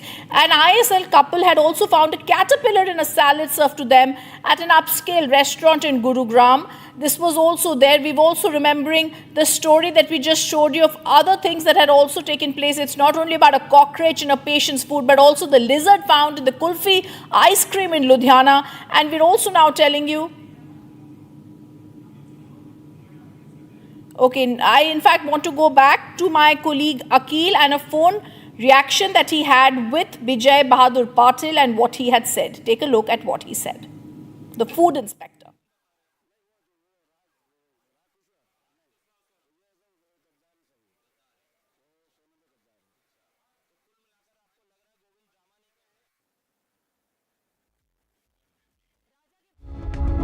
My name is Akil and I'm calling from Republic TV.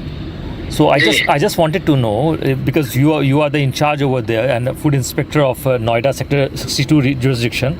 That when was the last time the inspection was conducted at Fortis Hospital's kitchen? Last time मेरे ख्याल लगभग 4 months पहले किया था मैंने. 4 months पहले किया था और जनरली कितने दिनों के गैप पे होना चाहिए? ये ऐसा कोई क्राइटेरिया नहीं है. Criteria. And what were the findings? मतलब जो फाइंडिंग्स थी उसमें जो 4 महीने पहले आपने इंस्पेक्शन किया तो क्या कुछ निकला? नहीं. नहीं, इंस्पेक्शन में कुछ तो निकला होगा सर. जो मेट्रिक स्टैंडर्ड है आपका वो सब इंस्पेक्शन में ऐसा कुछ नहीं निकला. हाँ, तो वो फोर्टिस हॉस्पिटल वाले एसओपी प्रॉपर्ली फॉलो करते हैं, ये कह रहे हैं आप? हाँ, प्रॉपर फॉलो करते हैं. अच्छा, तो sir will your department file a formal case in this issue? Why so? नहीं, आप थोड़ा हिंदी में बात करें आप. अच्छा, ये कह रहा हूँ कि आपके डिपार्टमेंट ने कोई एक फॉर्मल केस फाइल किया इस केस में? नहीं, इस केस में कोई फाइल नहीं किया गया क्योंकि जो कंप्लेनर था उन्होंने कहा है कि हमें कोई शिकायत नहीं है. उस टाइम पे थी, उन्होंने कहा हमें कोई शिकायत नहीं है, हम कोई केस नहीं चाहते हैं. अच्छा, तो आपने सेफ्टी प्रोटोकॉल के हिसाब से कम कोई नोटिस तो दिया होगा ना? नहीं, सेफ्टी प्रोटोकॉल के हिसाब से उनके सभी चीजें डॉक्यूमेंट्स अवेलेबल थे. हाँ. फिर भी उनको हमने निर्देश दिए हैं कि जिसे घटनाएं अगर ये हुई है इस टाइप से, ये घटनाएं दोबारा ना हो, इसके लिए जो भी उपाय हो सकते हैं वो करें. क्या प्रिवेंटिव मेजर्स क्या लिए आपने? नहीं, प्रिवेंटिव मेजर्स क्या, उनके पास पूरा पेस्ट कंट्रोल का था, हेल्थ सर्टिफिकेट है उनके पास, सारे डॉक्यूमेंट्स है. हाँ. तो कहीं से अगर काम को आया हुआ है तो उसको देखेंगे अपना.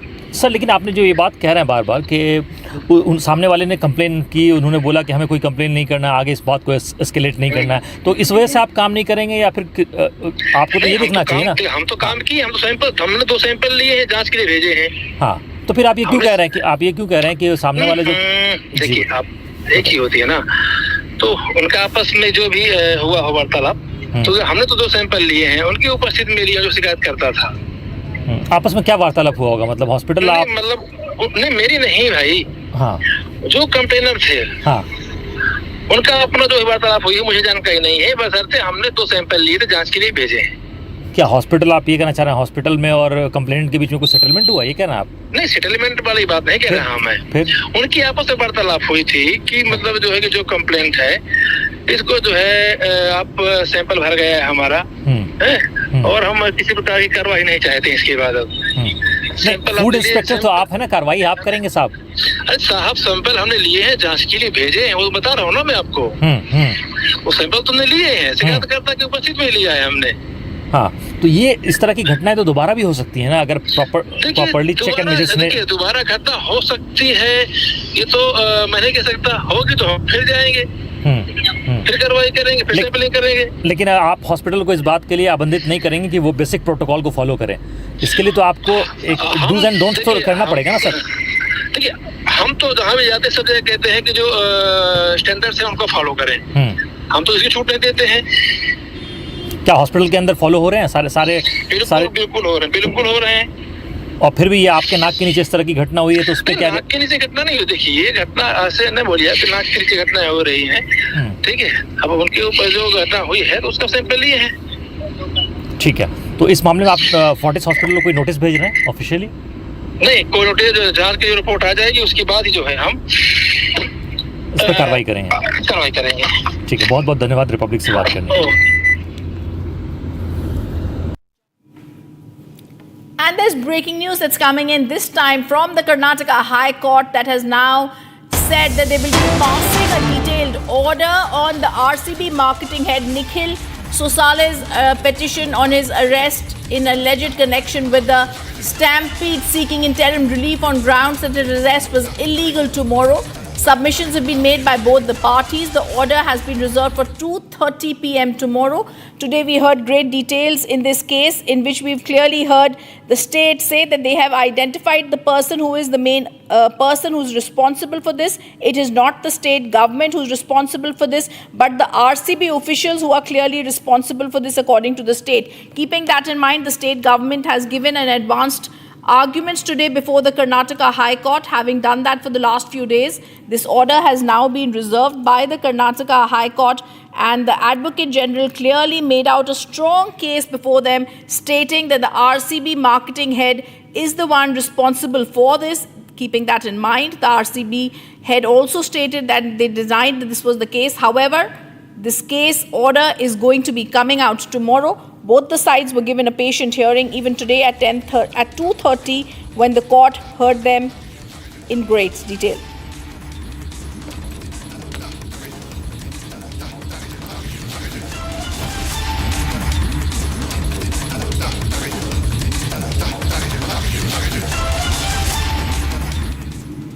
Calling the June 4th Bengaluru stampede an accident, Congress President Mallikarjun Kharge has said action would be taken if there were any intentional mistakes found. Kharge's comments come amidst the demand for the resignation of Karnataka Chief Minister Siddaramaiah, Deputy Chief Minister D.K. Shivakumar and Home Minister G. Parameshwara.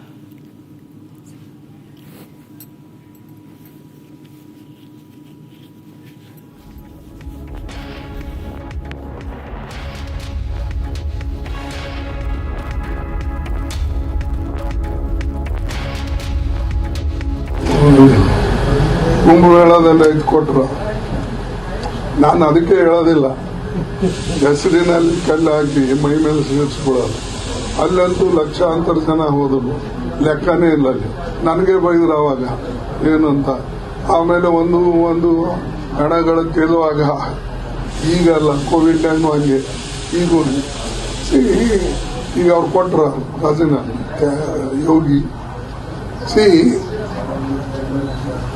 ಯಾವುದೇ ಒಂದು ಕೆಲಸ intentionally ಮಾಡಿದ್ರೆ, purpose ಆಗಿ ಮಾಡಿದ್ರೆ naturally ನೀವಿದೆ. ಯಾವುದೋ ಒಂದು ಆಕಸ್ಮಿಕವಾಗಿ ಈ ಘಟನೆ ನಡೆದಿದೆ, ಇದು ತಪ್ಪು. ನಮ್ಮವರು ಕ್ಷಮೆನೂ ಕೇಳಿದ್ದಾರೆ ಯಾರು ಆ ಘಟನೆ. स्टैम्पीड पर खड़गे जी का बेहद निंदनीय और शर्मनाक बयान है। वो कहते हैं कि ये जो स्टैम्पीड थी बेंगलुरु में जिसमें 11 लोगों की जान गई, वो इंटेंशनल नहीं था, वो एक एक्सीडेंट था। एक्सीडेंट नहीं, ये state sponsored man made criminal negligence और मर्डर था। इसमें 11 लोगों की जान गई, जिसके लिए A1 और A2 सिद्धरामैया जी और D.K. शिवकुमार डायरेक्टली जिम्मेदार हैं। पुलिस ने मना किया था, फिर भी इवेंट हुए। पुलिस परमिशन के बिना चिन्नस्वामी स्टेडियम में इवेंट हुआ, विधान सौदा में भी इवेंट हुआ, जबकि पुलिस उसके लिए तैयार नहीं थी। लाखों लोगों को बुलाया गया और वहां पर कोई व्यवस्थाएं नहीं थी, एम्बुलेंस तक नहीं थी। वहां पर जिस प्रकार से जश्न चलता रहा जब लाशें गिर रही थी, ये सारी चीजें A1 और A2 की जिम्मेदारी है। परंतु क्या किया जा रहा है, बलि का बकरा बनाया जा रहा है, कभी टीम को, कभी पुलिस को, और अब तो क्लीन चिट दे दी गई है पूरे घटनाक्रम पर A1 और A2 को और कांग्रेस को, और कह रहे हैं कि ये इंटेंशनल नहीं था, ये एक्सीडेंट था। मतलब कि कांग्रेस पार्टी किस हद तक जाएगी। Some news in brief. The BJP leaders of West Bengal were seen staging a protest outside the State Assembly in Kolkata today. They were protesting against the Trinamool Congress leader Anubrata Mondal's vile comments against women. In the audio clip, he appeared to convey rape threats to police women's wife and mother. He's a close aide of Chief Minister Mamata Banerjee. Protesters were holding placards, raising slogans against the state government. One of the protesters said, since the police are not doing anything, they are protesting his misbehavior and vile comments against women. A multi-utility vehicle carrying a wedding party collided head-on with a truck in Jaipur district early today, leading to the death of the bride and 4 others. The accident that took place near the Bhatkabas village on the Dausa Manoharpur road also left 8 others injured. The wedding party was returning from MP. A A makeshift structure at the temple collapsed at Ramdevpur Temple in Porbandar district of Gujarat. At least one person was reportedly killed, several others were injured in the incident. Police and local authorities reached the spot. Further investigation is underway. Lakhs of devotees gathered in Puri to witness the Lord Jagannath's ceremonial bathing rituals held in the open pandal on the premises of the 12th century temple. The three deities, Lord Jagannath, Lord Balbhadra and Lord Balabhadra, and Devi Subhadra were brought to the Snapa Mandap, the bathing altar, with ceremonial procession. This religious event marks the onset of the annual Rath Yatra festival. A group of nationalists have come together to organize Chalo LOC Yatra from Kerala to Kashmir with the motto Bullets Against Bullets. This group from Kaladi in Kerala rode on their bikes to Kashmir to register their protests against the brutal massacre of Hindu tourists in Pahalgam of Jammu and Kashmir on 22nd April. The biking enthusiasts seen their long journey collectively gave a call for justice. The convoy of 26 Royal Enfield Bullets reached Srinagar earlier in the day in the process connecting Adi Shankaracharya's birthplace Kaladi to the seat at the Shankaracharya Hill in Srinagar. The protest journey is set to culminate at the Shraddha Yatra Kshetra in Titwal of Kupwara in Jammu and Kashmir. They claim sacred spaces defiled and aim to reclaim the sacred spaces defiled by violence and assert India's collective will to stand against terror.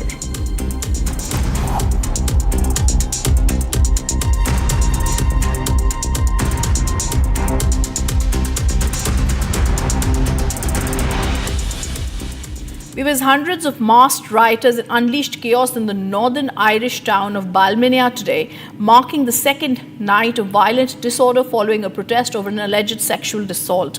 In the midst of the mayhem that fell on the town, several houses billowed in smoke with shattered windows and charred walls. The scenes of destruction and panic have left the community shaken as the emergency services struggled to retrieve order in the smoldering aftermath. Smoke, fire, and fury. The town was gripped by violence for a second consecutive night. In recent developments, police have said 15 officers have been injured in the disorder. The spark behind Ballymena's unrest remains a deeply troubling case.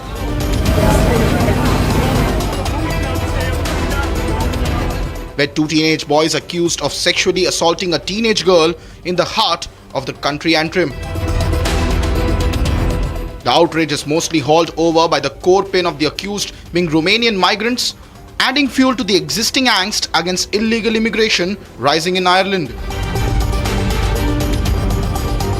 Their demonstrations are highly fueled by calls for justice and heightened emotions for the victim. However, the angered mob of Ballymena's Bedlam have set several homes and cars of several immigrants on fire. The police described it as, quote, racist thuggery, pure and simple, and targeted at the ethnic minorities and law enforcement. Armored vans and riot-shielded policemen faced relentless barrage of petrol bombs, bricks and scaffolding, turning the streets quite into a war zone. The local police has said that there is serious disorder in the city and the situation is getting out of hands. Emergency services continue to battle to contain the inferno, while police officers faced a barrage of projectiles and petrol bombs from the crowd. Coming up after a short break, violence and chaos ensured in Los Angeles. Mayor imposes curfew in downtown area amid mass arrests. And Pakistani national extradited from Canada to US to face charges in connection with a plot to carry out ISIS-inspired mass shooting. Much more after a short break with my colleague Abhishek. Stay on with us.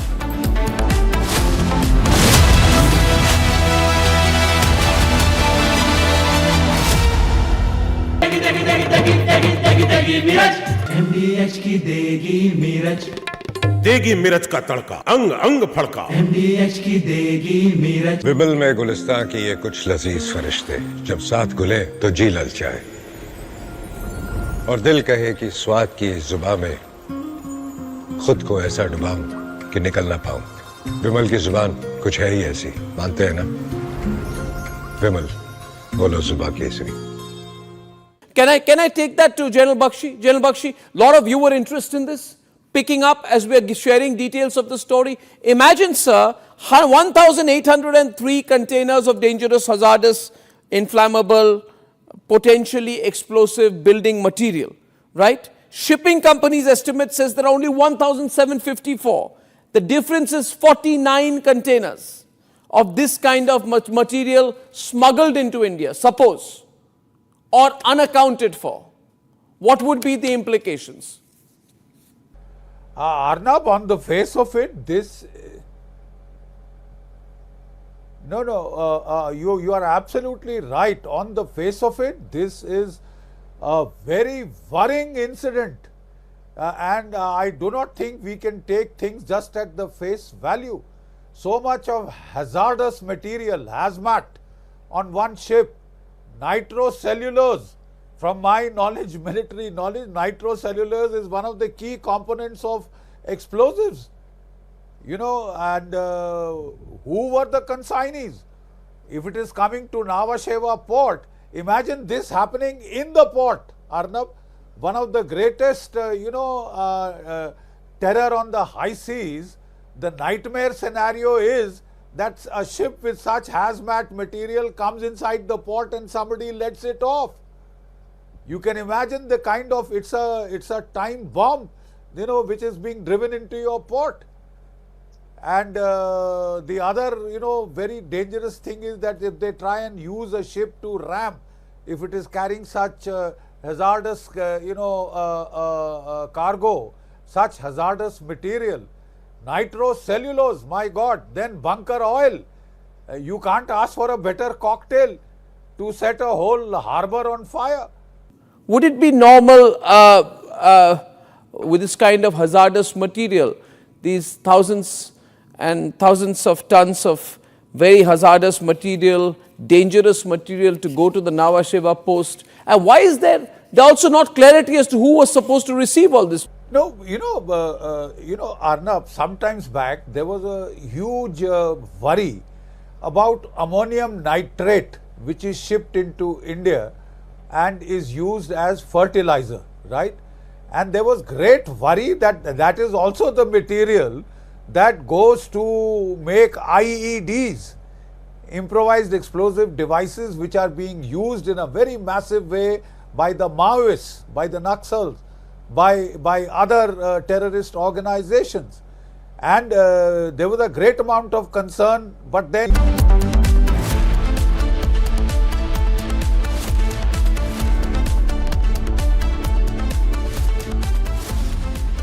Mahi sir, how much do you love your fans? Honestly, I love my new fans. पुराने वाले बेकार में शोर करते Sir, fans हैं, शोर तो करेंगे ही ना? नए वाले नहीं करते. And they listen to what I say. The new generation Orient BLDC fans. Super silent performance with voice control. Silly me आए तो और Cricket fans. अब छोलिया हो या लोबिया, सफेद चने या काले चने, सब कुछ मजेदार बने। Can I take that to General Bakshi? General Bakshi, a lot of you were interested in this, picking up as we are sharing details of the story. Imagine, sir, 1,803 containers of dangerous, hazardous, inflammable, potentially explosive building material, right? Shipping companies' estimate says there are only 1,754. The difference is 49 containers of this kind of material smuggled into India, suppose, or unaccounted for. What would be the implications? Arnab, on the face of it, this... you are absolutely right. On the face of it, this is a very worrying incident. And I do not think we can take things just at the face value. So much of hazardous material, hazmat, on one ship, nitrocellulose. From my knowledge, military knowledge, nitrocellulose is one of the key components of explosives. And who were the consignees? If it is coming to Nhava Sheva port, imagine this happening in the port, Arnab, one of the greatest, terror on the high seas, the nightmare scenario is that a ship with such hazmat material comes inside the port and somebody lets it off. You can imagine the kind of, it's a time bomb, which is being driven into your port. And the other, very dangerous thing is that if they try and use a ship to ram, if it is carrying such hazardous, cargo, such hazardous material, nitrocellulose, my God, then bunker oil. You can't ask for a better cocktail to set a whole harbor on fire. Would it be normal with this kind of hazardous material, these thousands and thousands of tons of very hazardous material, dangerous material to go to the Nhava Sheva post? And why is there also not clarity as to who was supposed to receive all this? No, Arnab, sometimes back there was a huge worry about ammonium nitrate, which is shipped into India and is used as fertilizer, right? And there was great worry that that is also the material that goes to make IEDs, improvised explosive devices, which are being used in a very massive way by the Maoists, by the Naxals, by other terrorist organizations. And there was a great amount of concern, but then, there were these lobbies, agricultural lobbies, which stepped in to see, no, you can't stop this. Summer is here. Is your home ready for the heat? Keep your roof cool and your home comfortable all summer with Roof Cool and Seal.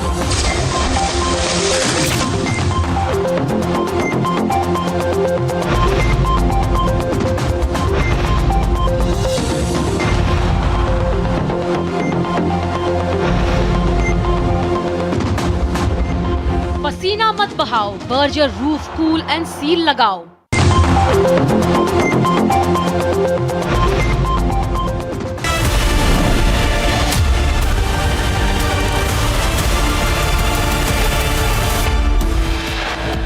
Pakistani national extradited from Canada to the United States to face charges in connection with a plot to carry out ISIS-inspired mass shootings. Violence and chaos ensues. Los Angeles mayor imposes curfew in downtown area amid mass arrests. Showdown in aftermath of Bengaluru stampede. State says no permission sought by RCB to carry out victory parade. A big lead in Raja Raghuvanshi murder probe.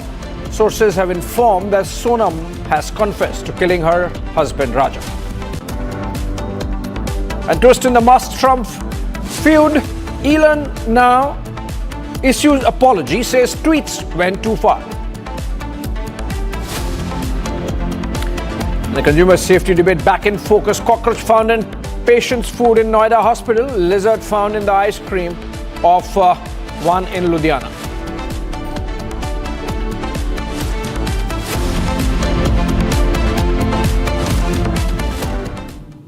Welcome friends to this Wednesday 4:30 p.m. live and breaking. Chief Justice of India B.R. Gavai has strongly defended the tough process required to impeach judges, warning that any move to ease the process could threaten the independence of judiciary. Speaking at Oxford's Trinity College, the CJI said such safeguards allow judges to act freely without fear or favor. And asked about the Justice Verma case, CJI Gavai declined to comment, citing the sensitivity of the matter and the fact that the ball is in the court of the government now. In fact, we have Ridham Anand Bharadwaj, our Executive Editor, Legal Affairs, joining us over the phone on this. Ridham, Justice Gavai defending the impeachment process and showing it as mark of independence of judiciary, or a defense or defensive shield of independence of judiciary. Well, absolutely. And I think the comments that have come in at the Trinity College in Oxford by the Chief Justice of India clearly show the bar that is being set by the Chief Justice when it comes to these comments. The Chief Justice clearly saying the judiciary's independence is extremely important. He's defending the impeachment rigorous process that is there, and he's linking it with the independence of the judiciary. It's once again the same thing that we've been always seeing. The judiciary has to protect its own. In fact, at this event, the student Abhishek had also asked Justice Gawai about the Justice Verma case. He refused to speak on the handling of the Justice Verma case. See the words that are very carefully there. He refused to speak on the handling of the Justice Verma case, but he did speak on the impeachment process, and then he went on to say, and I'm quoting what he said, that he is backing the high that is set for impeachment. In fact, at all times, he's also very clearly stated that there is politics that is being played, and therefore it's very, very clear that when it comes to the impeachment process, that it is there needs to be this. In fact, I want to quote what he said. If we want to maintain the independence of the judiciary, on one hand, we are opposing the political interference in the appointment of judges. On the other hand, if we provide for an easier way to remove a judge, it's safeguard which permits judges to act independently. If that's taken away, the very foundation of the rule of law comes under a shadow. All right. Thank you so much, Rhythm. Like in the case of NJAC, and so in this case, the judges banking on the side of independence of judiciary. Moving on for now and to the big story coming out of the United States. Los Angeles Mayor Karen Bass has announced partial curfew in the downtown area of LA from 8 p.m. on Tuesday to 6 a.m. on Wednesday, after reports of looting at about 23 business establishments and violence in the city amid the ongoing protests and demonstrations against the immigration raids by U.S. Immigration and Customs Enforcement, ICE raids as they are called. As the protests entered their fifth day, the U.S. President Donald Trump said protests were an assault on peace and public order, and he doubled down on deploying more troops to the city. Remember, he has already sent in the National Guards and even the Marines, and that actually amounts to sending in the army to quell the violence taking place in Los Angeles.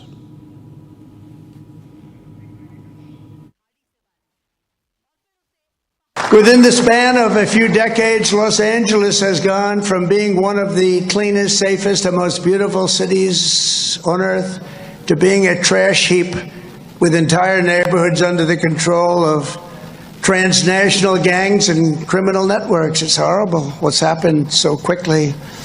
As the entire world can now see, uncontrolled migration leads to chaos, dysfunction, and disorder. And you know what? They have it in Europe too. It's happening in many of the countries of Europe.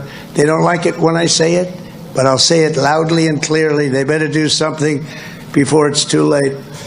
Very simply, we will liberate Los Angeles and make it free, clean, and safe again. It's happening very quickly. I wanted to let the city know that I have declared a local emergency and issued a curfew for downtown Los Angeles to stop the vandalism, to stop the looting.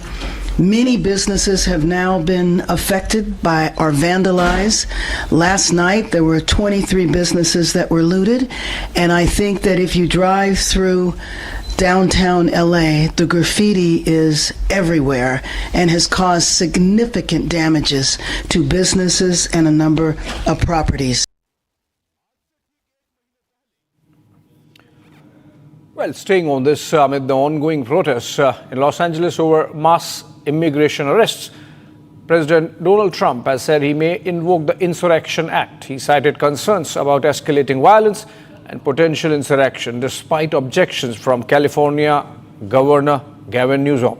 He has Trump has also defended his decision of sending in the National Guards and the Marines, claiming that if he had not done that, the city would be burning to the ground right now. Details. Amid the ongoing violence in Los Angeles, US President Donald Trump said that he would certainly invoke the Insurrection Act if he determined that there was an insurrection underway as part of protest. If there's an insurrection, I would certainly invoke it. We'll see, but I can tell you last night was terrible. The night before that was terrible. Donald Trump has also defended his decision of sending National Guard and Marines to Los Angeles, claiming that if he had not taken the decision, then the city would be burning to the ground right now. Take a look at what's happening. I mean, I could tell you there were certain areas of Los Angeles that you could have called it an insurrection. It was terrible. Trump has also issued a stern warning to potential protesters attending the US Army's 250th birthday celebration in Washington, stating they will face significant force if they demonstrate. While the protests against the Immigration and Customs Enforcement raids entered its fourth day in Los Angeles, the demonstrations have now spread across many states. Trump's decision on the deployment of thousands of troops has sparked outrage among Democrats, with California governor branding Trump dictatorial. The protests began on Friday following the arrest of more than 40 immigrants at workplaces across the city.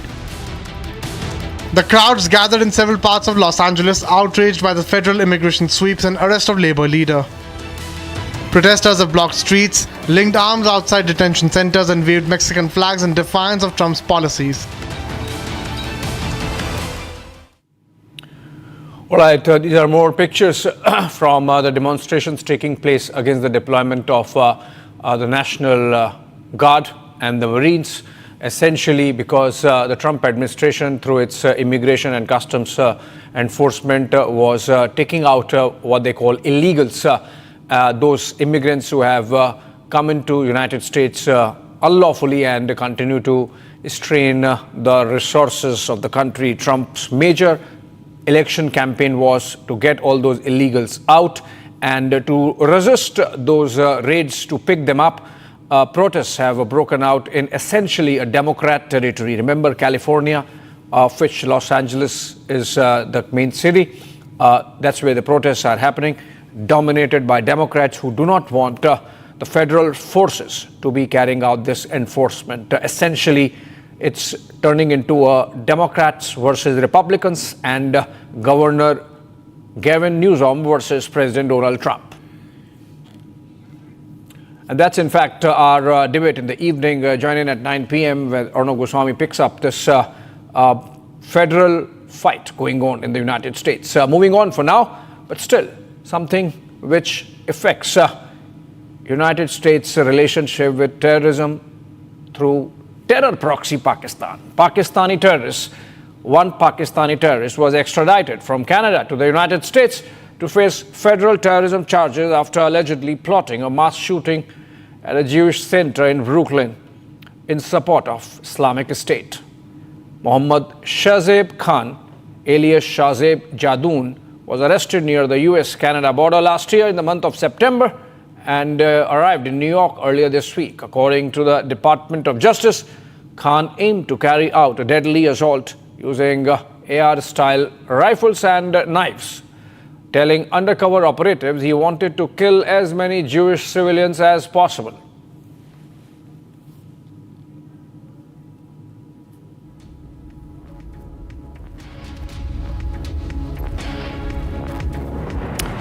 All right, so Pakistan's relationship with terrorism becomes more clear. Not that any more evidence was needed, but if one was, this is the one. The United States now knows that terror was reaching its shores, terror was reaching its doorsteps via Pakistan, and yet, unfortunately, we have some indulgence coming in from the Pakistani side. The United States, in fact, has acknowledged Pakistan's role in counter-terror operations. US CENTCOM, that is Central Command Chief General Michael Kurilla, called Pakistan a counter-terrorism partner in actions against Islamic State. Even as questions remain over Islamabad's own track record on terror, General Kurilla was deposing before a Senate committee.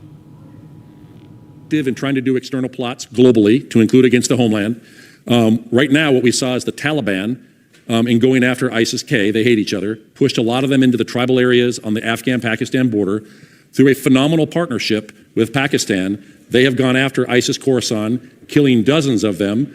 Through a relationship we have with them, providing intelligence, they have captured at least 5 ISIS Khorasan high-value individuals. They extradited back Jafar, who was one of the key individuals behind the Abbey Gate bombing, And the first person he called, Chief of the Army Staff Munir, was me, and said, I've caught him, I'm willing to extradite him back to the United States. Please tell the Secretary of Defense and the President. So we are seeing Pakistan, with limited intelligence that we're providing them, go after them using their means to do that. And we're seeing an effect on ISIS corps. At the same point, they are continuing to move around. Sometimes they'll try and go back into Afghanistan. We have the means to be able to collect, but for the most part right now, they're hanging out right in that border area of Pakistan. And I would also tell you that, since 2024, the beginning, Pakistan had over 1,000 terrorist attacks in the western area, killing about 700 security and civilians and 2,500 wounded. They're in an active counterterrorism fight right now, and they have been a phenomenal partner in the counterterrorism world. All right, we are getting a breaking news development from back home here in New Delhi, where in a blow to Batla Bank, AAP MLA Amanatullah Khan has withdrawn his public interest litigation from the Delhi High Court. He had approached the High Court challenging the notices issued by the DDA proposing demolition in the Batla House area of Okhla. And the withdrawal has obviously happened because the court recorded that the DDA's submissions, that Supreme Court has specifically directed that only the aggrieved persons can adopt appropriate legal remedy, and hence Amanatullah Khan, not being the directly affected person, had to withdraw his PIL on technical grounds. The DDA notices are not generic and in compliance of SC order. Okay, let's go to Rhythm. Again, Rhythm Anand Bharadwaj, our Executive Editor, Legal Affairs. Rhythm, this is clearly a message to the likes of Amanatullah Khan that you cannot mess around with due process of law. Oh, absolutely. And this was a PIL that was filed. It was cloaked in the words of a PIL. It was listed before the vacation bench. And this was filed and it was being argued by senior advocate Salman Khurshid. He was representing Khan. It was very interesting to what happened. Earlier, the court was going to grant a stay. It was on the verge of passing a stay order, but the DDA was adamant. It refused to give a statement to that effect that a stay should be there and they will not proceed. In fact, Justice Katpalia then said, we will hear it on merits. They said, how is the PIL maintainable? They asked Mr. Khurshid. Mr. Khurshid said there are elected representatives, they're appearing for people, they are aggrieved. But the DDA was adamant. They said that everyone who is aggrieved is going to the Supreme Court, and that is what should be happening. The court recorded all these facts. The court said the petitioners have themselves submitted. Anyone who's aggrieved by these orders is being granted protection by the court, but the remaining residents of the area of Batla House are not aware of their legal rights. Then the court said, anyone who's aggrieved, the court has recorded the DDA submission. The Supreme Court has specifically directed only the aggrieved people can adopt appropriate legal remedy. This is a big blow to all those people who are trying to play politics in Batla House, Abhishek. Right, Rhythm. Thank you so much. In fact, we have a ground report from where the demolition exercise is to take place. Take a look at report filed by Riyanka. I'm standing at Delhi's Batla House, where there has been a demolition notice or an eviction notice which has been served from the side of the DDA, and the people here are currently at a position where they are not able to understand what they will do. The people who are on rent at this particular area have already vacated their houses, but the people who have been living here for several years, they continue to stay here awaiting the order from the High Court. The Supreme Court has already given an order for demolition of the alleged illegal encroachments, but the people staying here have a different story to say. We will try and show you the area. If we pan out towards the entire route here, the entire lane is under the demolition notice, under the eviction notice. But as you can see, there are a number of people who continue to stand here, number of people who continue to stay in these houses that await the future ahead. We will go ahead and try to speak to a few people here. Sir ज़रा बताएंगे कि यहाँ पे अभी जो हम देख रहे हैं कि नोटिस दिया गया है खाली कराने का, काफ़ी लोग छोड़ के चले गए हैं, अभी आगे का क्या रास्ता देख? ये आगे का क्या रास्ता हो, ये आगे का रास्ता जो है ना बर्बादी का रास्ता है। डीडीए कोर्ट के आदेश पे अपना काम तो करेगा। अच्छा, लोग अनजाने में यूँ मारे गए, यार इनकी लैंड थी, इन्होंने कहीं पर चार दीवारी नहीं करी थी, कहीं पर भी इन्होंने वायर रोप नहीं लगाया था, कहीं पर भी इन्होंने अपना साइन बोर्ड नहीं किया, ये डीडीए की लैंड है, तो लोग अनजाने में मारे गए हैं। तो जितनी आम पब्लिक इस नुकसान के लिए जिम्मेदार है, उतनी गवर्नमेंट भी उतनी जिम्मेदार है। अगर उसका साइन बोर्ड होता, या कोई भी अपना होता तो लोग उसकी सेल परचेज नहीं करते। अब गवर्नमेंट को चाहिए जो अफेक्टेड पर्सन है, जो इसके अंदर आ रहे हैं, उनके लिए मतलब फाइनेंशियली क्या इमदाद करेगी, या इनको कहीं और ज़मीन देके उनको आबाद कर दे। हर गवर्नमेंट का काम है लोगों को आबाद करना, ना कि बर्बाद करना। यहाँ उल्टी कहानी है।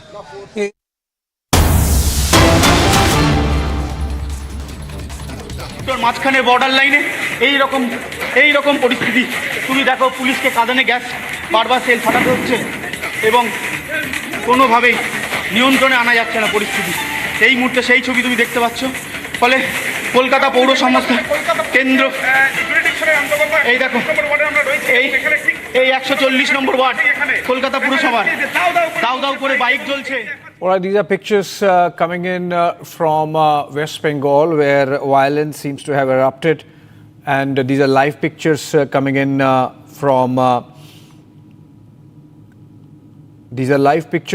from Mahesh Tala in South 24 Parganas. A clash has happened between the police and some miscreants. They have been throwing stones at police, and the police has retaliated with a lathi charge, and in the ensuing melee, some of the miscreants lit a fire to a bike, and essentially unruly scenes coming out of Bengal. Mahesh Tala area of South 24 Parganas district to be precise. Bricks thrown at police. Police has hit back with tear gas shells. This is a mob targeting the police. Complete lawlessness in Bengal, where the writ of the estate is being challenged and the police is being targeted. So police left with no option but to hit back with a lathi charge and tear gas shells. But these are pictures from South 24 Parganas. We had that ground report where police is countering these protests with tear gas shells. If we can get more on this.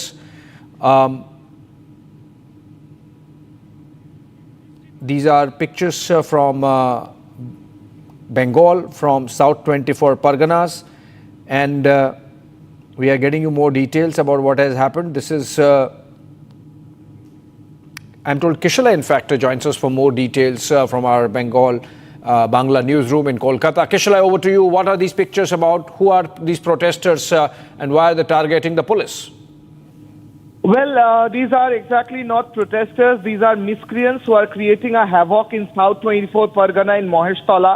Now, the preliminary information that we are getting right now is that in Mahesh, with a clash between two groups. These two groups are clashing against each other. And in fact, there has been reports of Tulsi months being broken by a group, a particular group, the place where Tulsi plant is being worshipped, that is being broken by a particular group. And also many houses were attacked. After that, there was huge police deployment in this place in Mahesh Tala, South 24 Pargana, very close to Kolkata. And when the police reached there, a particular group started throwing stones on the police. And also we saw that tires are being burnt. There are burning tires that we see in the background. So it's in fact a clash that erupted, which erupted because there was a confusion of shop. A particular person tried to erect a shop in an area which was opposed by the locals, and then this person brought in more people from his group, from his particular community or group, whatever we can say, and then this clash erupted.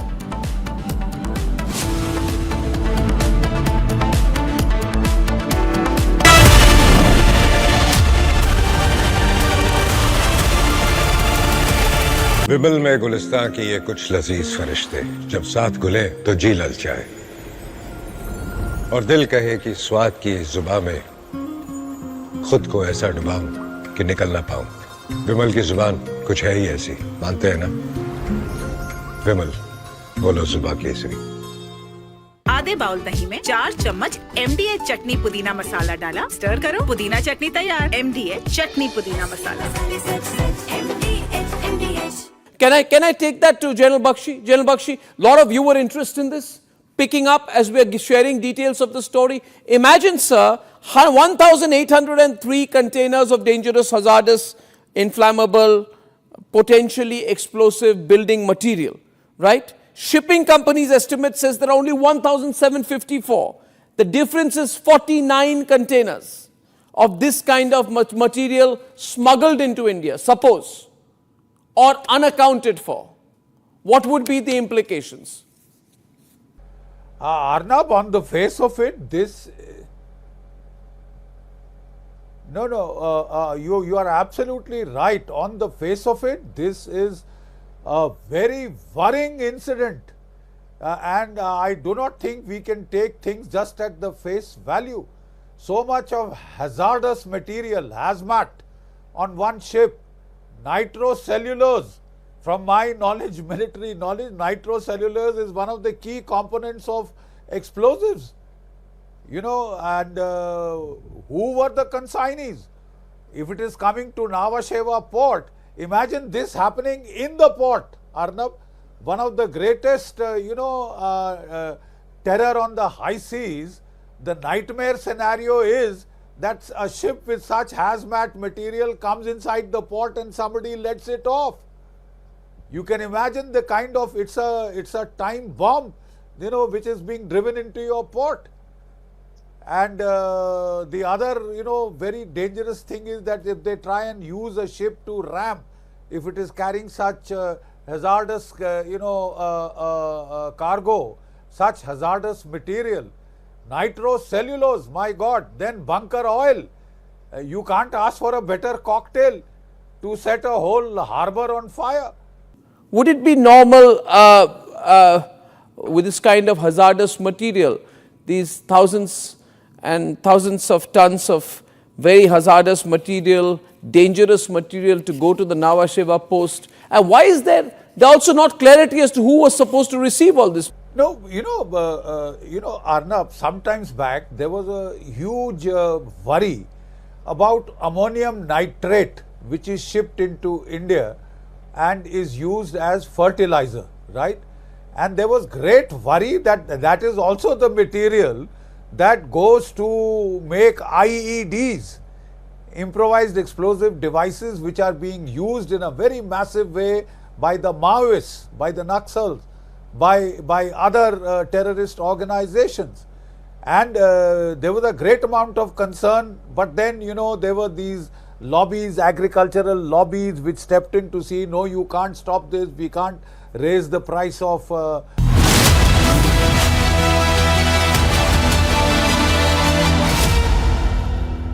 इसको घर पे लगाओगे तो शादी का तो पता नहीं, पर घर पक्का नहीं टूटेगा।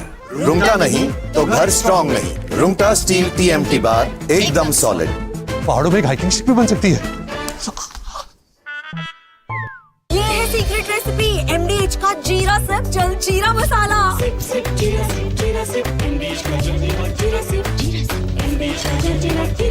Can I take that to General Bakshi? General Bakshi, a lot of you were interested in this, picking up as we are sharing details of the story. Imagine, sir, 1,803 containers of dangerous, hazardous, inflammable, potentially explosive building material, right? Shipping companies' estimate says there are only 1,754. The difference is 49 containers of this kind of material smuggled into India, suppose, or unaccounted for. What would be the implications? Arnab, on the face of it, this...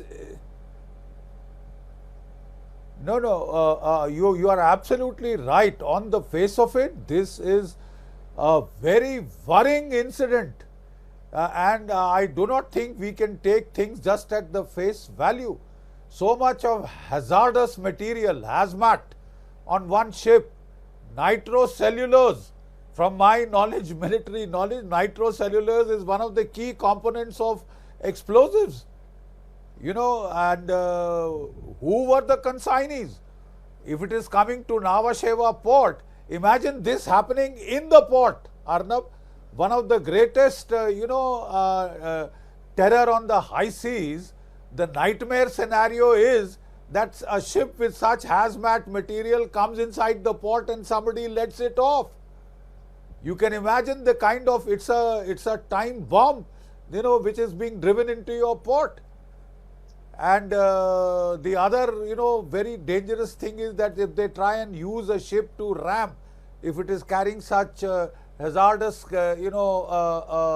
cargo, such hazardous material, nitrocellulose, my God, then bunker oil. You can't ask for a better cocktail to set a whole harbor on fire. Would it be normal with this kind of hazardous material, these thousands and thousands of tons of very hazardous material, dangerous material to go to the Nhava Sheva post? And why is there also not clarity as to who was supposed to receive all this? No, Arnab, sometimes back there was a huge worry about ammonium nitrate, which is shipped into India and is used as fertilizer, right? And there was great worry that that is also the material that goes to make IEDs, improvised explosive devices, which are being used in a very massive way by the Maoists, by the Naxals, by other terrorist organizations. And there was a great amount of concern, but then, there were these lobbies, agricultural lobbies, which stepped in to see, no, you can't stop this, we can't raise the price of, basic fertilizer. But that basic fertilizer also serves. Summer is here. Is your home ready for the heat? Keep your roof cool and your home comfortable all summer with Roof Cool and Seal.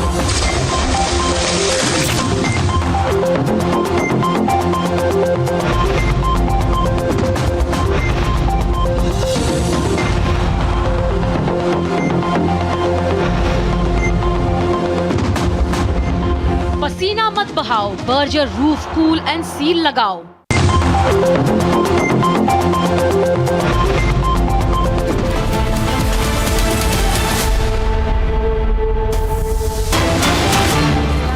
Breaking news coming in right now. These are visuals coming in from South 24 Parganas of West Bengal, where you see some clashes have been reported. You can see heavy deployment of security personnel over there, and these are visuals coming in from South 24 Parganas of West Bengal, and we'll just get you more updates. Kisholai joins us live on the broadcast. For more, Kisholai, just describe us what's really happening on ground zero. We see some stones also there on ground, and we understand there's some clashes happening. Well, exactly two groups have been clashing in Maheshtola, South 24 Pargana. This is very close to Kolkata. This is in South Bengal, South 24 Parganas district. Maheshtola is the name of the place, and the particular place is Robindranagar. Two groups have been clashing in this area, and the reason behind this clash is a shop.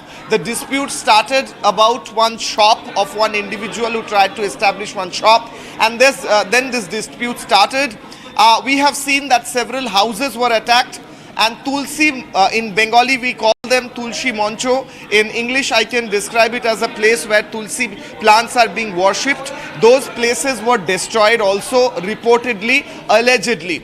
Also, when a huge police deployment was sent in this area, there has been stone pelting on the police officials in Maheshtola region. So miscreants have been attacking houses, miscreants have been attacking certain places of worship allegedly. We are getting reports from our sources in that area, and there has been clashes between two groups. Police is trying to bring down the situation and trying to establish law and order there. However, still now there are pockets where clashes are being reported, and police deployment has been increased in that whole area. A particular group has been throwing, reportedly has been stone pelting on the police. We see in the visuals there are stones all around that particular road which is visible. This is properly in Robindranagar Maheshtola area, and police deployment has been increased. Especially there are police with, we can see shields, helmets, sticks, rafts and tear gas shells. Police reportedly also fired tear gas shells. Allegedly there has been miscreants who have burnt tires, and we have also got reports of several houses being attacked in that area after that clash began, which was allegedly and reportedly about a shop, and that dispute turned into this clash, which has now resulted in this violent situation in Mahestala. In fact, Kishola, as we continue to show this, what's happening on ground zero, viewers, we see the stone pelting. You can see live that's happening on ground zero. You can see the stones that are being pelted on the security forces. The rapid action force has also been deployed there. As you can see, this is that's happening on ground zero. You can see these miscreants there who are being dispersed by the police, but they continue to pelt stones on the security forces. And this is the live situation unfolding in South 24 Parganas. We'll try and get more details about what's happening, but clashes have broken out in West Bengal's South 24 Parganas, and there is vandalism that has happened at a particular area in Rabindranagar of South 24 Parganas. And this is happening near, this is at a place called Paheshtala, and they are protesting right now. They are protesting. Okay, these people are protesters, and now they are also resorting to stone pelting on the forces. And we see the police trying to resist them and trying to disperse them. Kishola, even Shubhendu Adhikari, the leader of opposition, has also tweeted about it, I think, and he has said there's a Diamond Harbour model, he has called it. And he said that there is also encroachment that has happened over there. Illegal encroachment. Well, exactly. Shubhendu Adhikari has also tweeted about this incident in his X handle. These protesters that we see, they are pelting stones on the police forces. On the other hand, we see the police forces using tear gas shells to contain these protests and whatever is happening there. The police is trying to bring the situation under control. However, still now, there has been, we can see that the situation is still not under control per se, and the police deployment has been increased. The protesters who are pelting stones, there has been some clashes between two groups of protesters, and these two groups have been clashing in that area since last few hours. Shubhendu Adhikari posted in his X handle and also spoke about it. Shubhendu Adhikari spoke about how many houses were being attacked by the protesters, and Shubhendu Adhikari spoke about how in a few places Tulsi Manch was also being attacked, certain places of worships were being attacked by the protesters, and later on police deployment was placed in this whole area. We can see stone pelting happening, live visuals of stone pelting. We can see the protesters at one end of that road with a lot of stones in their hands, and they are throwing stones towards the security forces, and the security forces are trying to bring them under control, bring the protesters under control. There has been deployment of RAF, there has been deployment of special forces of the Kolkata police, and a huge amount of West Bengal and Kolkata police also being deployed. We can see the white dresses are from Kolkata police and the khaki dresses are especially from West Bengal police generally. Reportedly, this clash began a few hours ago. The dispute started when there was disagreement about a shop in that area. Later on, reportedly, and later on, according to sources, this clash erupted and many houses were attacked. Also, BJP is alleging the same. Shubhendu Adhikari a while back spoke that the he's urging Kolkata police to bring the situation under control, and he also reportedly sent a letter to DG of Kolkata police to deploy more amount of forces in that area. Yes, as we speak, Kisholai, we have dramatic visuals that are coming in now. We see that many of these protesters have been pushed back, and some of them are also being taken away, I think, by the police personnel. There you have how they are trying to pelt stones. They continue. They have covered their faces as well, and now we see that the Rapid Action Force are also trying to disperse them. The Kolkata police also there. And this is happening live, viewers, as we speak. This is happening in South 24 Parganas, and these you can see how they are trying to just hold some flag also in their hand, and stones all around scattered on the ground as stones have been pelted by these protesters. And we also see that there is There is a lot of tensions right now on ground zero. For the benefit of our viewers, Kishola, if you just can help our viewers understand, for those tuning in, what really happened, how did it all begin?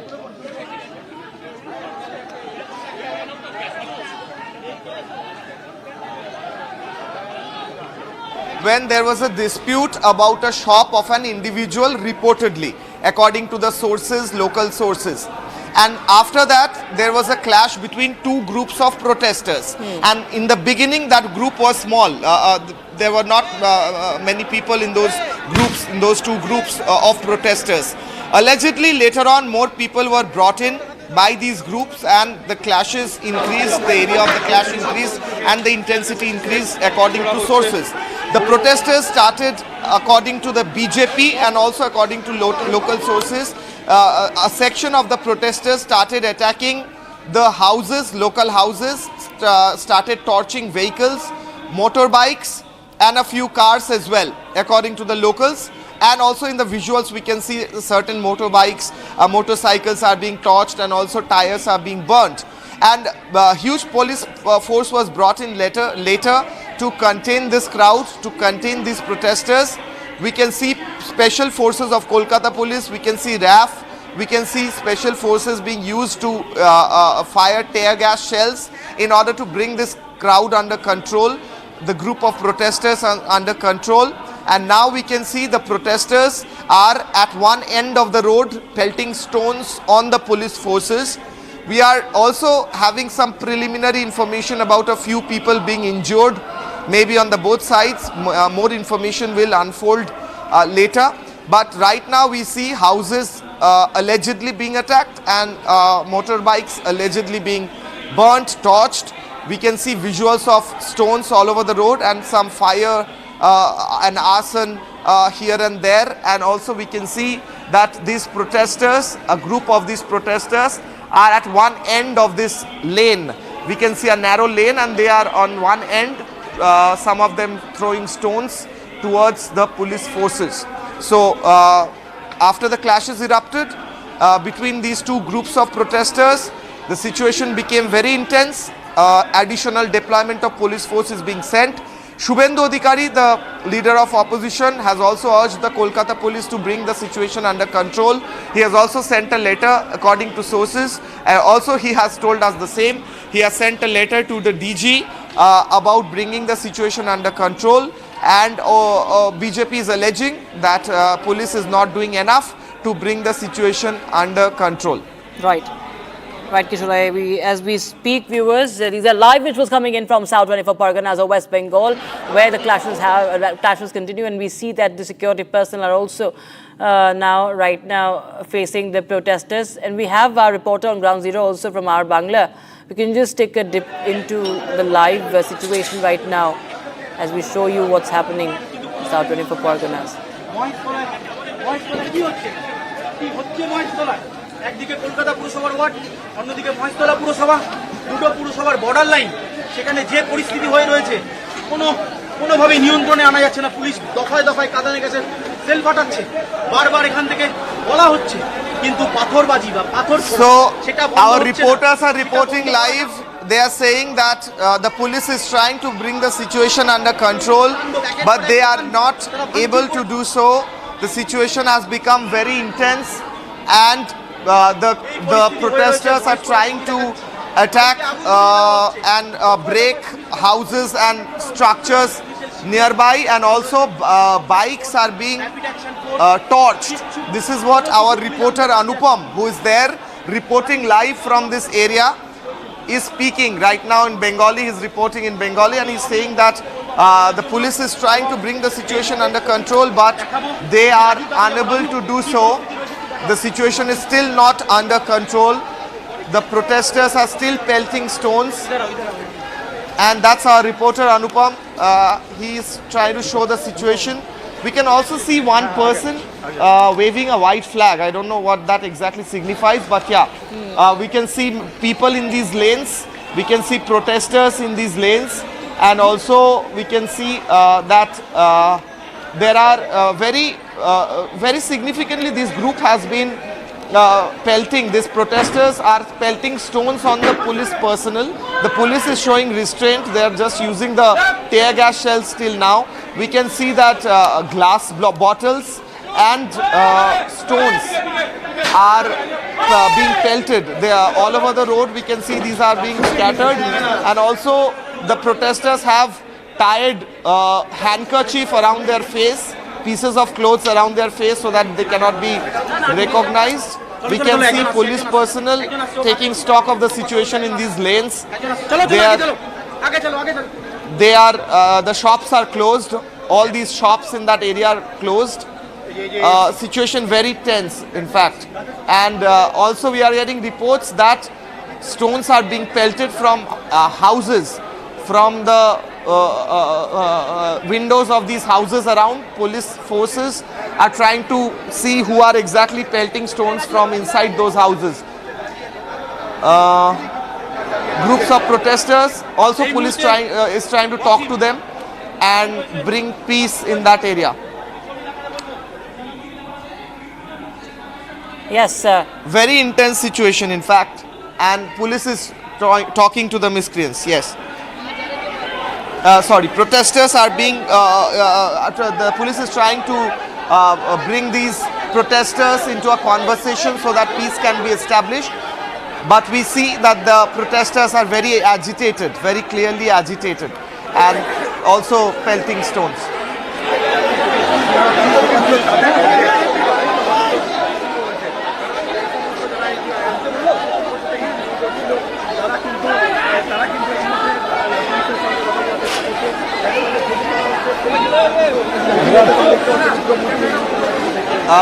Latest information is that ADG Supratim Sarkar has reached that area. So ADG Kolkata, ADG West Bengal Police Supratim Sarkar right now in that area. Protesters at one end of that lane and police force, police personnel on the other end. Police using tear gas shells. ADG Supratim Sarkar is also in that area.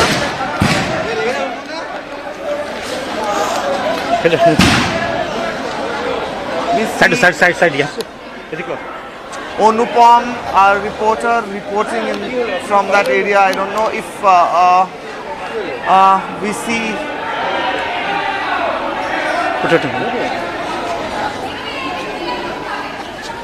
Anupam, our reporter, is probably injured. Police is, in fact, helping our reporter Anupam to get up.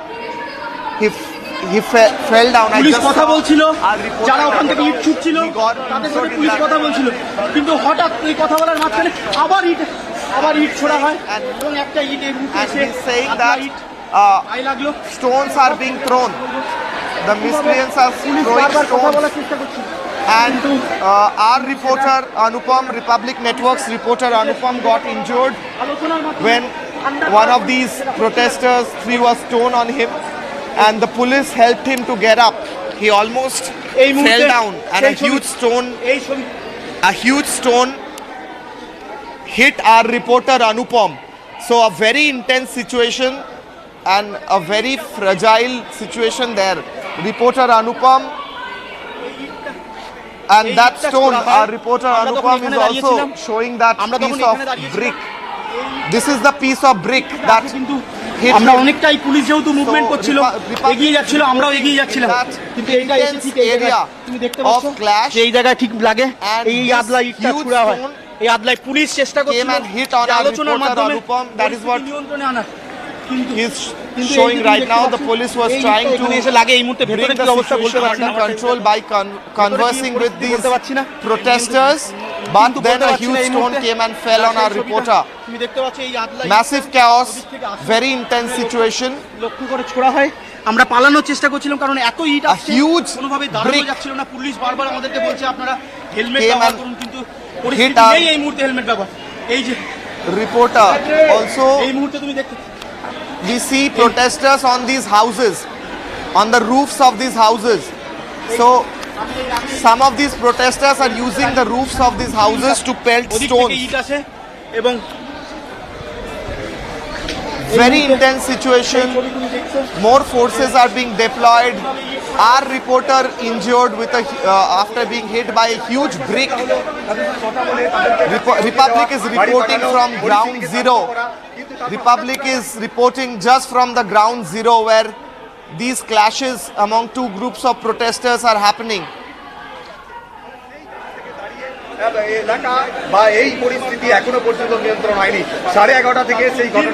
Police is still trying to have a conversation with the protesters, trying to resolve their issues and trying to bring the situation under control. Our reporter is saying that, however, this situation is very fragile and the police is unable to bring the situation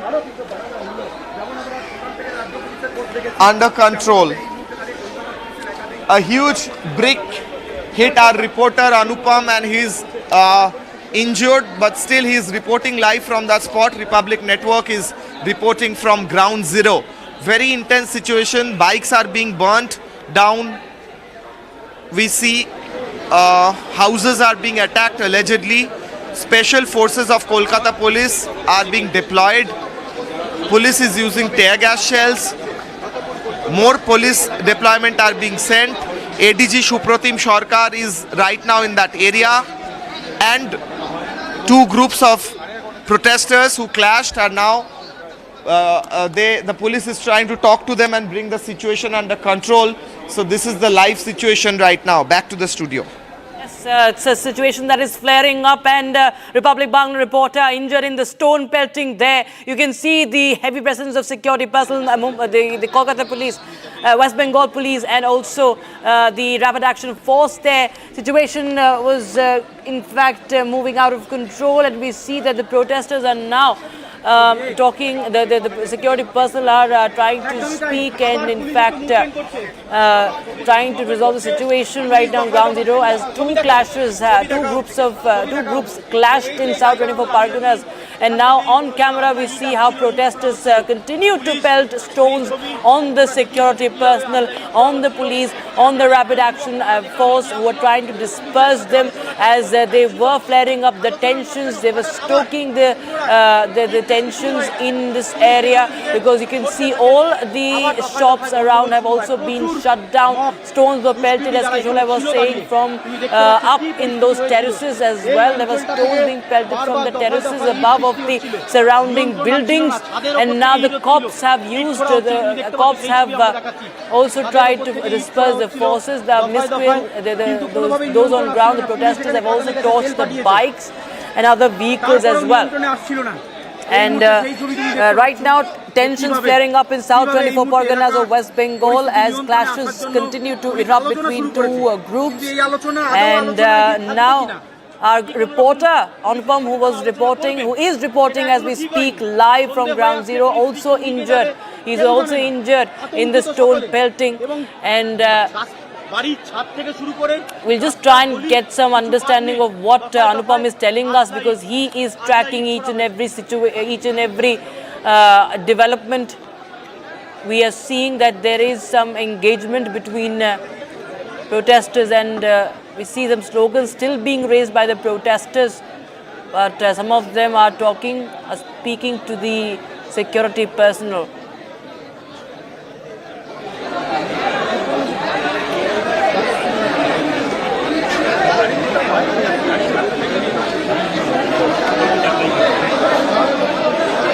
Kishola, any information on what is the police trying to do there, what is happening there? We understand many people have been injured also in this stone pelting. Bricks have been pelted, in fact.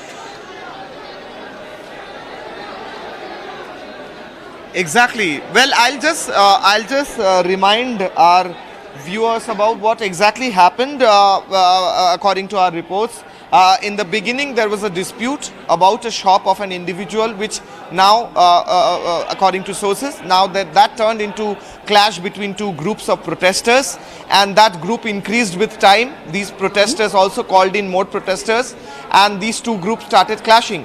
According to reports and local sources and the BJP as well, Shubhendu Adhikari spoke on this. Some houses were being attacked and some places of worshipping Tulsi plant were being attacked according to BJP sources and what Shubhendu Adhikari posted and said.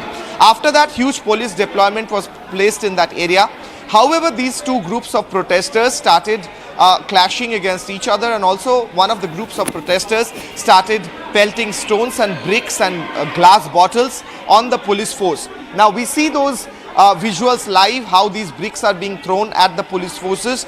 We've seen how these bricks were thrown from one of these lanes, and also from the houses around. The roofs of these houses were being used by the protesters in order to target the police forces.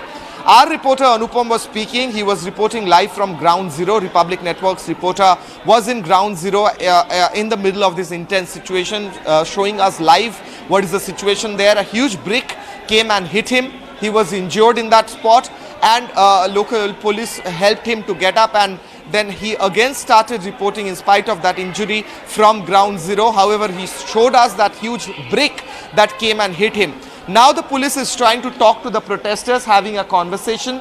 The police is trying to have a conversation with the protesters. Also, there is ADG Shupratim Sarkar in that area, law and order, and also the police is bringing in further deployments.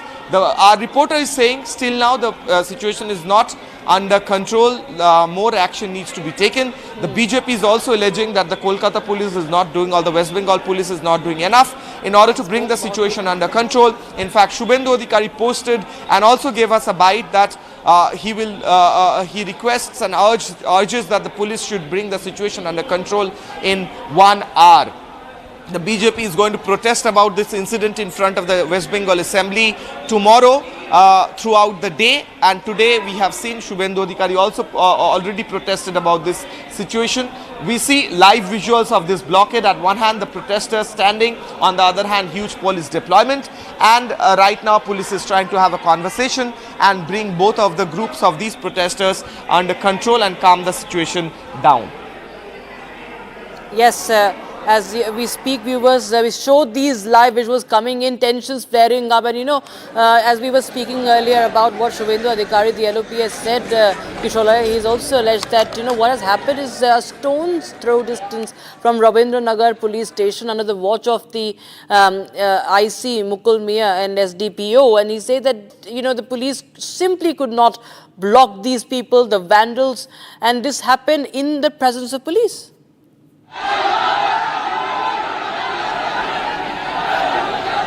Well, exactly. That is what Shubhendu Adhikari is alleging, that police on their part was unable to control the situation, contain the situation. They could not do it. And Shubhendu Adhikari has also alleged that Kolkata police or West Bengal police did not do enough to disperse this group of protesters or bring the situation under control.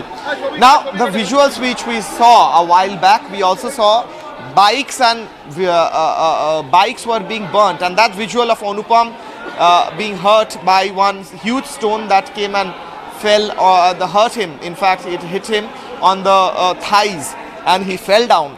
And after that, one of the policemen in that area actually held him and again helped him to stand up, and he got hurt very badly and he had to in fact take help and stand again, but he continued to report. That's on the left hand side window for our viewers. On the right hand side, live visuals coming in where we can see the group of protesters are still now crowding at one end of that lane, and Kolkata Police, West Bengal Police, Special Forces and RAF on the other end of that lane. This is in South 24 Pargana, very close to Kolkata. In fact, a few, I think about 20 minutes from Kolkata.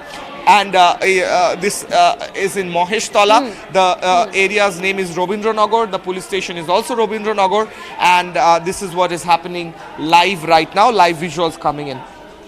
Information on what's really happening, because I mean it's been a long time now, Kishola, what is the police doing? Because we still see a large presence of those protesters who have only tried to resort to violence. Kishola, what we've seen, you see that brick, it's not a stone pelted, it's a huge brick It's piece of a huge stone. You can understand that it's such a huge stone that has been pelted at the forces, and also our reporter there on ground zero, Republic Bangla reporter, being attacked there. He was also injured. But what is the police doing? Because we understand all this happened near Rabindranagar police station also. There is the ADG who is present there. But what is happening? Why is there no person? I mean, there's no action that has been taken yet. There are people, multiple people who have also been injured. Well, exactly, and not just that. We have seen that one lady, one police official, a lady has been injured. Constable of Kolkata Police, a lady has been injured. That's in the PGM of Republic Bangla, right-hand side window. A lady police official has been injured. A constable has been injured, and she's right now being taken to the hospital for treatment. So our reporter injured, Republic Bangla reporter injured, a lady police official injured, many locals are injured, houses being burnt, attacked, bikes are being burnt allegedly by these groups of protesters. What's happening actually, it's a very amazing thing that the police station was a few hundred yards away, a few hundred feet away. That's what Shubhendu Adhikari also posted about. The police could not, if the police wanted, they could have brought the situation under control in the very beginning when it started, when the dispute about the shop started. So again, Anupam reporting from there. And that moment when the huge stone brick came and fell, and we also see weapons in there. The protesters are carrying huge sticks and also allegedly some other utensils or tools that can be used to attack. So this is what the situation is. One lady police official, one lady police constable very badly injured, taken to the hospital. Our reporter injured, helped by the local police to get back on his feet. Many of the locals are also reportedly injured in this clash. And right hand side we are showing how a whole bike has been burnt. See that, those flames. This is for our viewers. So arson, stone pelting, brick pelting, attacks on houses, everything happening in Mohesh. Police still now could not bring the situation completely under control. Police officials have been injured also, and our reporter Anupam is also hit by a huge brick. Now he's lucky that that brick hit him on the thighs, because it's a very risky situation there. He is a brave reporter reporting right now from that ground zero situation, and we see those huge bricks and all over there, and smoke and fire as well. The tire is being burned, the bike is set on fire, bricks are being pelted, and you see our reporter is also attacked over there. The police is not spared. They are also pelted with bricks there. Now, what is happening? What is the discussion going on? These are people who are criminals now. They have attacked the reporter, they've attacked the policeman, they've attacked the rapid action force. And what we are learning is that this clash happened over a Rath Yatra, Kisholai, a Rath Yatra ritual in South 24 Parganas, Kisholai. Well, that's a very preliminary information. It's we are getting to know from our sources that various sources, and also BJP has alleged the same. Two groups have clashed with each other. It was also about a shop in that area, and also connections with Rath Yatra rituals. So these are very preliminary information. We will be uncovering information as it comes, but these two groups have been clashing since many hours now. Police in the beginning, according to the BJP, was a mute spectator. This is what Shubhendu Adhikari has posted. And right now police has brought in huge force, but right now that situation is already out of control. So these police forces are trying to bring them under control after having conversations, but not very fruitful. That conversation is not really proving to be very fruitful, as these clashes still continue. So preliminary information about Rath Yatra